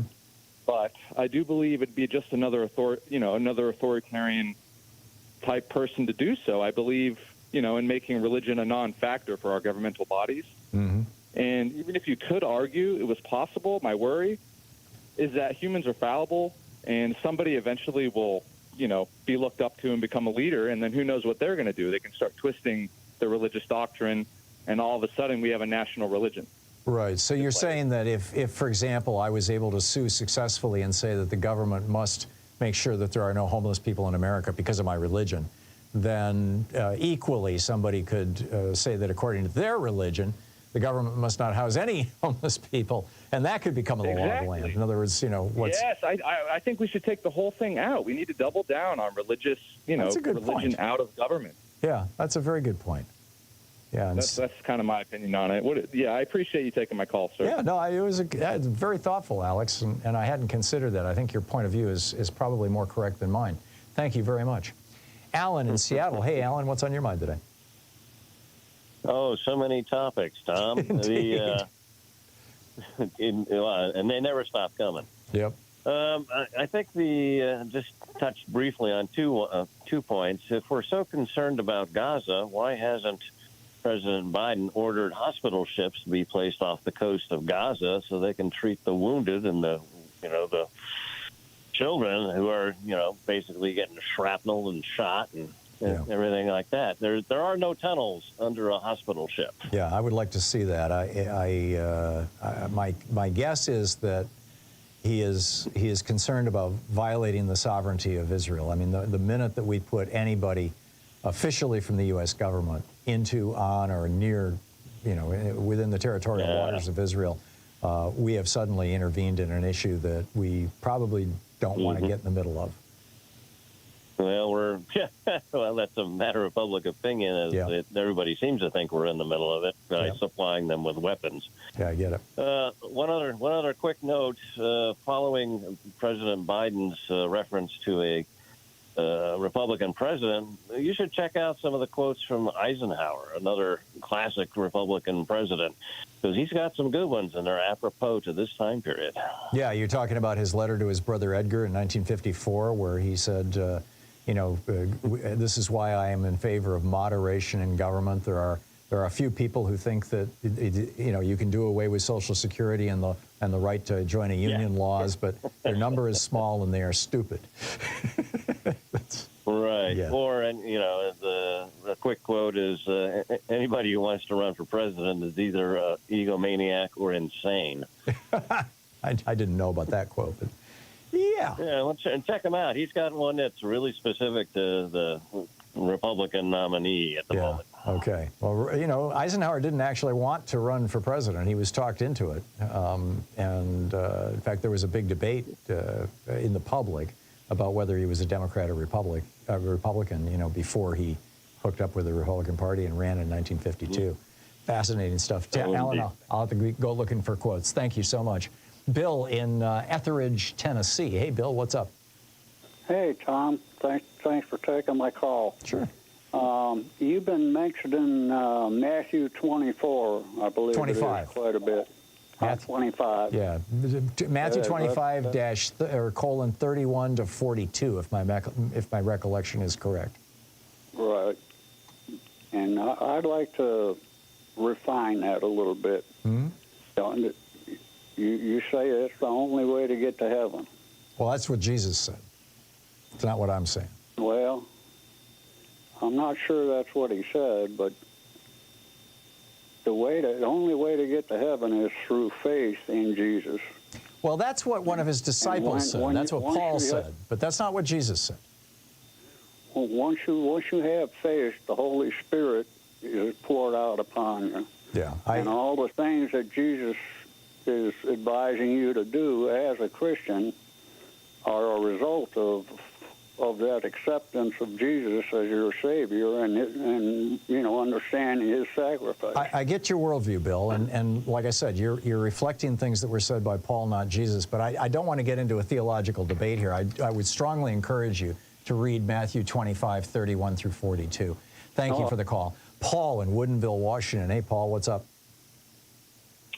Yeah, the Religious Freedom Restoration Act is really a codification into federal law of the free exercise clause of the First Amendment. In theory. In the same way that the 13th, 14th, and 15th Amendments, the sections there say, and Congress shall have the power to enforce this amendment by appropriate legislation. So that's what Congress did in 1993. And by the way, the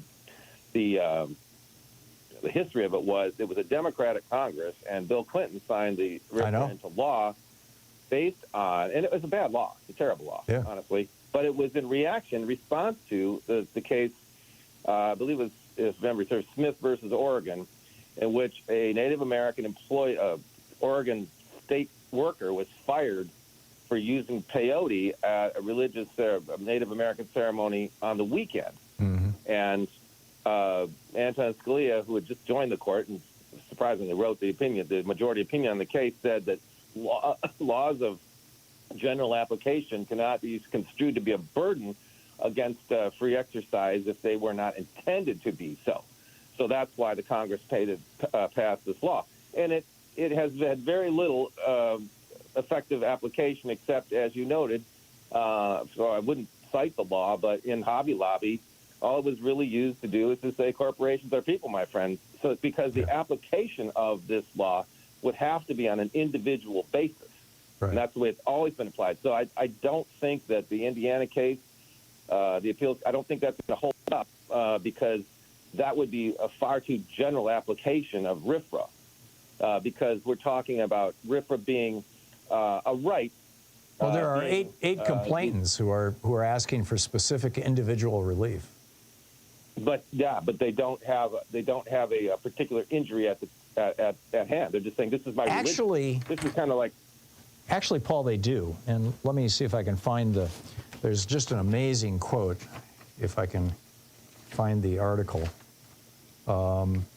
where I may not have it here, but it's where what they're claiming is that women are afraid to have sex because of this, and they're being deprived of sexual pleasure, they and their husbands. Okay, but I'm saying that the ruling would apply then, and we've talked about this before in this program, is the ruling would only apply to them, because a right cannot, because a right is a conditional discontinuity of governmental power.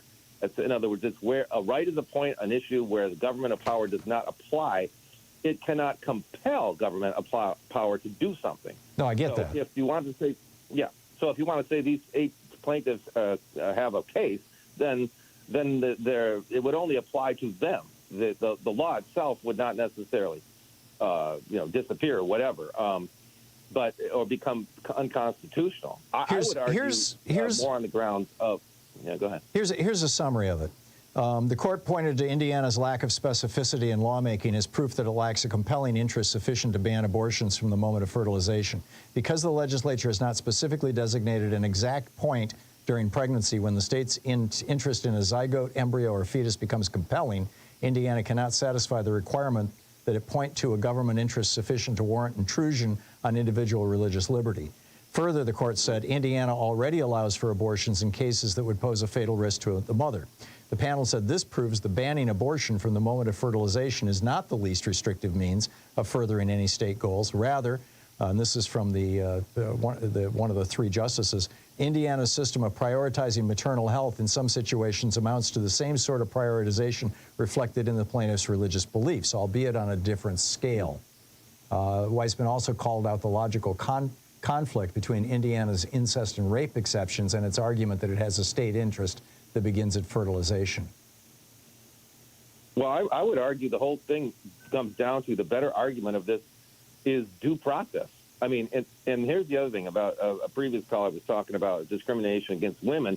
The court has essentially thrown out intermediate scrutiny, which was not originally part of the strict scrutiny doctrines from 1938. But intermediate scrutiny was developed by William J. Brennan in a case in Oklahoma about whether or not men and women could both, at different ages, could buy alcohol. Right. Because the state said that that men drinking at the age of 18 was too young, but women could.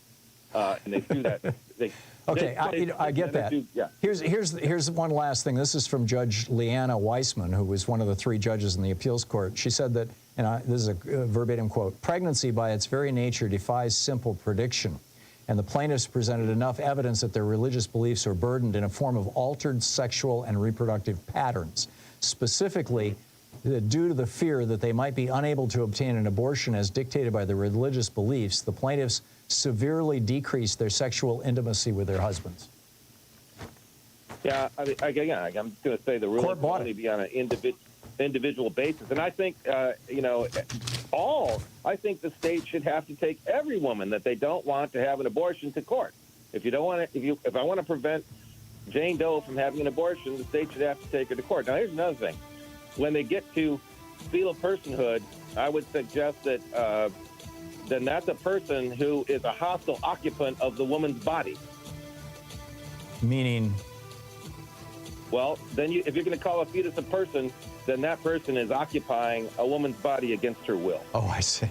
Okay. Paul, thank you. It's always enlightening to talk with you. Thank you. You're listening to Thom Hartmann. Visit thomhartmann.com for audio and video archive. It's 47 minutes past the hour. We'll be right back.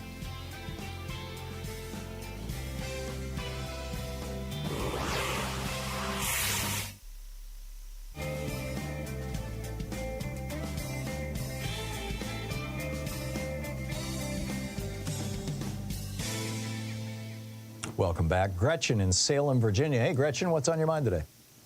So very quickly, yesterday there were 3 news programs that had information. I think it was MSNBC and or PBS and or CBS, but at least a couple of them. Prisoners who got their rights to go outside on religious basis to see the eclipse. Oh, interesting. Yeah, so that's right on the news. Just saying. Yeah. Mainstream media. So I think that qualifies for your, Yeah, well, that's another exception from government rules. That's an exception from the rule that if you're convicted, you have to sit in prison. I'm looking for ways to proactively use it. That's a government rule that you have to sit in prison? Because they do let prisoners outside. Yeah, right? It's not a government rule that you have to sit inside all the time. That is up to the warden, basically. Right. So I still think it qualifies for what you're looking for. Yeah, but it doesn't. What I'm looking for is how to turn RFRA upside down. How to use it to promote a positive good in society, rather than simply giving somebody a loophole to get out of having to do whatever the government mandates. Well, they claimed it on religious grounds, and that's how they. Yeah. Oh, and I'm sure they succeeded. Thank you, Gretchen. They did. Thank you. It's a start. Yeah. Thank you. John in Bellingham, Washington. Hey, John, what's up?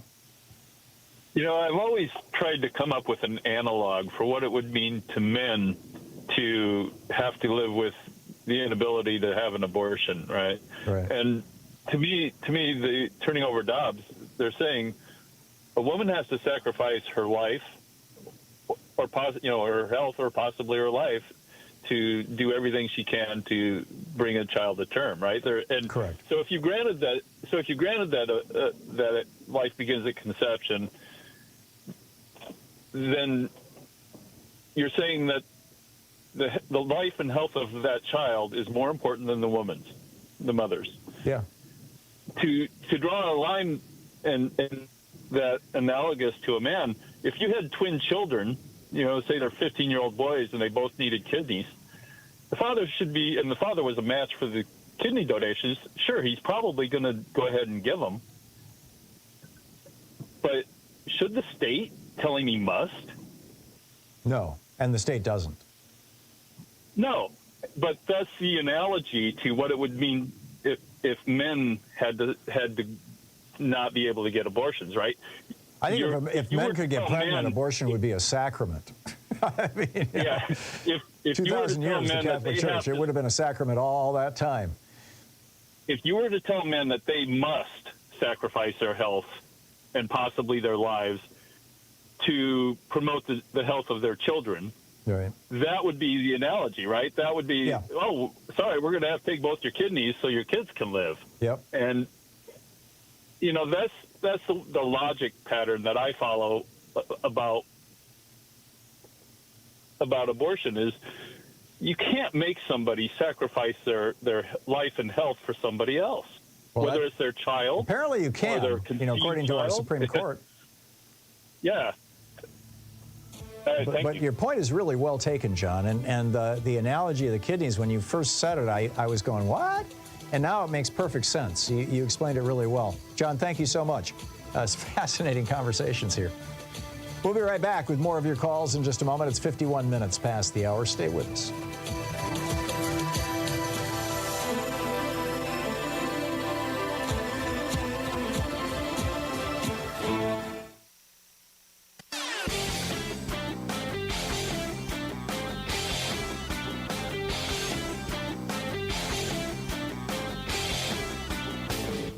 Hey, thanks so much for sharing our program and for reaching out to our stations and sponsors and letting them know that you're listening. It really means a lot to us.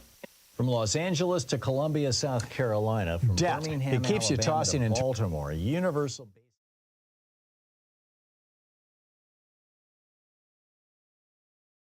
Giving people, low-income people, poor people, somewhere between $500 and $1,500 a month, no strings attached, is lifting people out of poverty, getting them back on track, getting them into solid middle-class jobs, helping their children tremendously.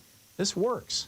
Now, we don't have to do UBI in the United States. We're the only developed country in the world that doesn't have a national health care program. Health expenses are whacking a lot of low-income people. We're the only developed country in the world that doesn't have free college education. Education expenses are whacking people. There's a lot we could do. We can subsidize housing. We can subsidize food. We do that with food stamps. We could expand it. There's a lot we could do to benefit from this. There's a whole report about that over at hartmanreport.com. Check it out.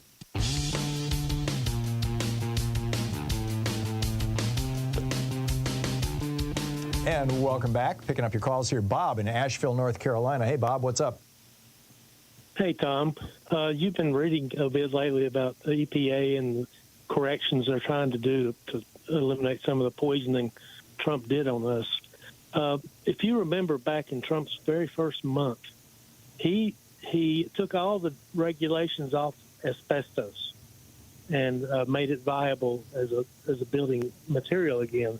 And immediately Russia started shipping in shiploads and pallets of asbestos. With a picture of Trump's face on them. With a picture of Trump's face on it.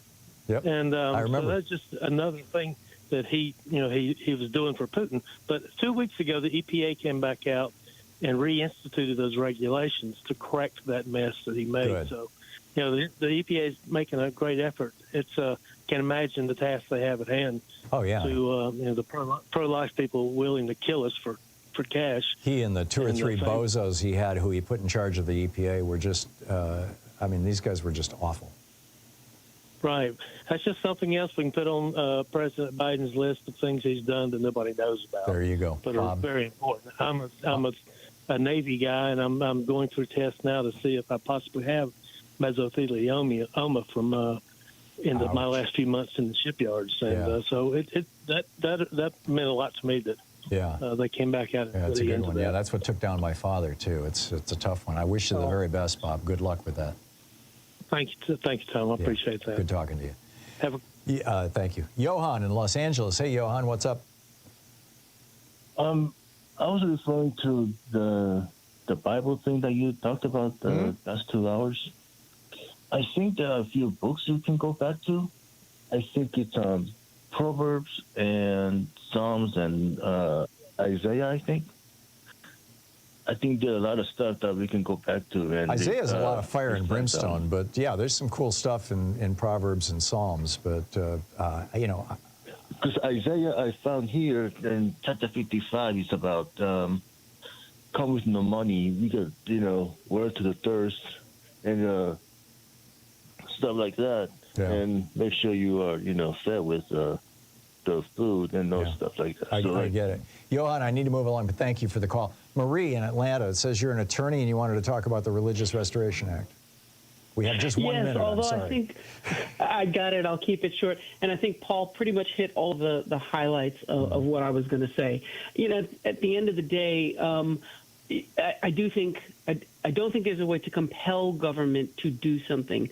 What RFRA can be turned on its head to do is to prevent government from interfering with religious exercise. Right. So some of these laws, for example, that would criminally punish doctors. If the doctor is Muslim or Jewish, they would be able to say, religious freedom, I'm interfering, the state should interfere with my... At least under this finding by the Indiana Appeals Court. Correct, correct. Now, the question is, will this stand? I mean, if the Indiana Supreme Court backs up the appeals court, that's going to be mind-boggling. Mm-hmm, exactly. But hey, Trump says that the state should decide it. Yeah. Translation, Trump's all for chaos. Somebody should create a religion where one of the sacraments is voting. There you go. Marie, thank you so much. Great talking with you. And I appreciate your answering my call. Thanks so much for being with us today. We'll be back tomorrow, same time, same place. In the meantime, don't forget, democracy is not a spectator sport. It requires all of us, and that includes you. So get out there, get active, tag you're it. Make sure you're registered to vote, and everybody you know is, because this is going to be the election of our lifetimes. We'll see you tomorrow. Have a great afternoon. Be good to yourself and the people around you.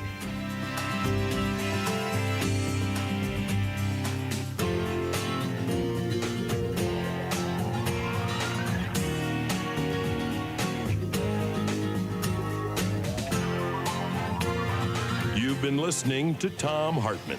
For audio and video archives, visit thomhartmann.com. In addition to bringing you the Thom Hartmann program here on Free Speech TV and Video Media Online, we also have a whole set of ways you can interact with us and tools you can use to spread the word about the importance of democracy and the threats to it in our republic. First, there's your daily homework. Sue Nethercutt puts together a daily email newsletter that has a link to every story I discuss on the air, so you can find my sources and you can share them with your friends. It's free and you can sign up at thomhartmann.com. Second, I publish my daily take every day over at the hartmannreport.com website. That's also free if you want the daily 5 days a week rant in your inbox. No ads either. Third, we have the podcasts. There's the free 1-hour version of our daily show that's advertising supported. You can find that wherever you get your podcasts normally. And then there's also the podcast of the entire 3-hour show with no advertisements, and that's available by subscription over at thomhartmann.com. So check them all out at thomhartmann.com and hartmannreport.com.